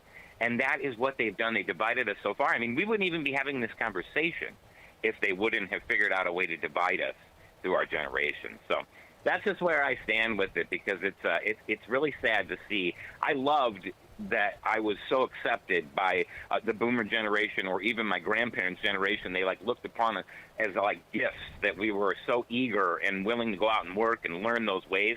And now everybody just complains about each generation and what they did to the other. And everybody's at fault. There's always lazy. Like Adriana said, there's always going to be those lazy apples. So I don't know. I just think we have to work as a team, and we're dead in the water. Hey, thanks so much. Thanks for the call. We appreciate it. And you have a great 4th of July. We have a couple more callers, and we're going to call it a day. So good morning. You're on the air. No, you guys were talking about these kids with the jobs and stuff, you know. Well, okay. You could talk about the kids all you want, but I'm gonna flip this on you a little bit and make you think a little bit. What kind of responsibility do the parents have with this? Well, I think they have a lot of responsibility, and I think Adriana and I talked about that. Part of the problem is No Child Left Behind, where every kid deserved a participation certificate. That I think parents have a lot of responsibility. They teach those values. Obviously, Adriana, I've never met her parents, but I'd like to because I think they've taught her terrific values. Okay? Her values that exist came from her parents. I'm not talking about... Correct, yeah, and I'm not talking about Adriana. Adriana's there at 6 a.m. every morning. Okay, I'm not talking about her. I'm talking about the general... You know what we're talking about. Right. You got kids nowadays. They're 10 years old. Everyone's got a $1,000 iPhone. The obesity rate in this country is out of control with the younger kids. Okay, they're getting everything handed to them, and when it's time to do something, see, when we were growing up, Tom, if you agree with me or not, didn't we kind of have a sense of urgency? Oh, sure, absolutely. You weren't sitting at home till you were 26 years old on mom and dad's insurance. Absolutely not. No, you went out and you did your own thing. Yeah, absolutely. Absolutely. Sense of urgency, and the parents create this, letting these kids lay around the house, eat ho-hos all day, and be little fatties. Now, some good points. That's right. Some very good points. The parents again, as Scott Miller pointed out to me, and I mentioned it earlier, the problems of today are rooted in part in the prior generations, and we have the responsibility to instill in our kids what the greatest generation instilled in the baby boomers, which was that hard work and those values that they paid off. And I don't think we do a very decent job of that today. So, hey, thanks so much for the call. And look at the one other point. Sure. Look at the, what do they call them? The ghetto takeovers, where the 14, 15-year-olds are out at 3 o'clock in the morning shutting downtown Chicago down. Where's the parents? And why not hold those parents accountable? Those are minors. They deserve to be held accountable. Couldn't agree with you more. Hey, thanks so much. You have a great 4th of July. One last call? No. I'm going to just end. I had some people text me and said, hey, they saw mention of my column from the Times this past week. So on Sunday, the Northwest Indiana Times ran a column of mine. And I don't have time to read it all, but I just want to point something out. Here we're coming up on the 4th of July. And I learned a lesson in patriotism from a priest by the name of Father Nathan. Now, Father Nathan is a pastor at St. Gabriel's in Pompano Beach, Florida, where I have my condominium that I spend the winter months and then tie up Adriana's life by having to get up even earlier so that I can do my show remotely. Sorry about that. It's okay. And also Lynette. But I went to church, and Father Nathan, you can't always understand him. Okay, he speaks English and something else, and I'm not sure what the something else is. He was born in India. He came here. He became an American citizen. But this is a guy who just beams with patriotism. He loves this country so much, and his point is he loves it because he knows what the alternatives are. He's lived elsewhere. He grew up in India. And he says you can fault this country for a lot of things, but there is no place better on earth than America. And I was just awestruck. And by his patriotism, I went to Mass on Memorial Day weekend in Florida, down there for an air show. And here is this priest who, instead of playing the traditional hymns in church that we're all used to, he's playing Anchors Away and the Marine Corps hymn and the Caissons Go Rolling Along. Those are the hymns.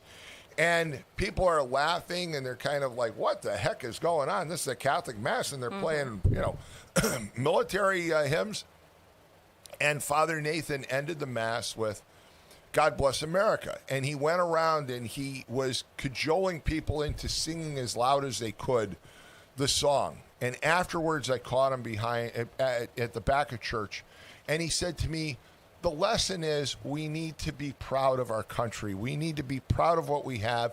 And we also, by building that pride in the country we have, we can make it a better place. And that's the real message of Father Nathan. And the fact that I felt this sense of diversity, and I realized that here's a guy that isn't like me. He's not from the same background as me. But he also pointed out that we're our strongest based on the diversity that we have, based on the people who came here legally, the people who came here who wanted to come here for a better life. But that diversity is so important, and in my column I said, people know the difference between a pierogi and an empanada and all the other ethnic foods in Northwest Indiana, but there's some similarity. It's all made with flour and water. That dough is made from the same basic ingredients. And I just want to leave you with the lesson of Father Nathan. Be proud of what we have, make it better than what it is, and we'll all do fine in the future. With that, thanks for listening. And as always, keep it tuned right here all day, all week to WJOB 1230 AM and 104.7 FM. Have a great 4th of July, and I look forward to talking to you next Wednesday morning beginning at 6 a.m. Take care. Before Notre Dame Federal Credit Union, we were being charged various maintenance fees and various check writing fees for all of our accounts.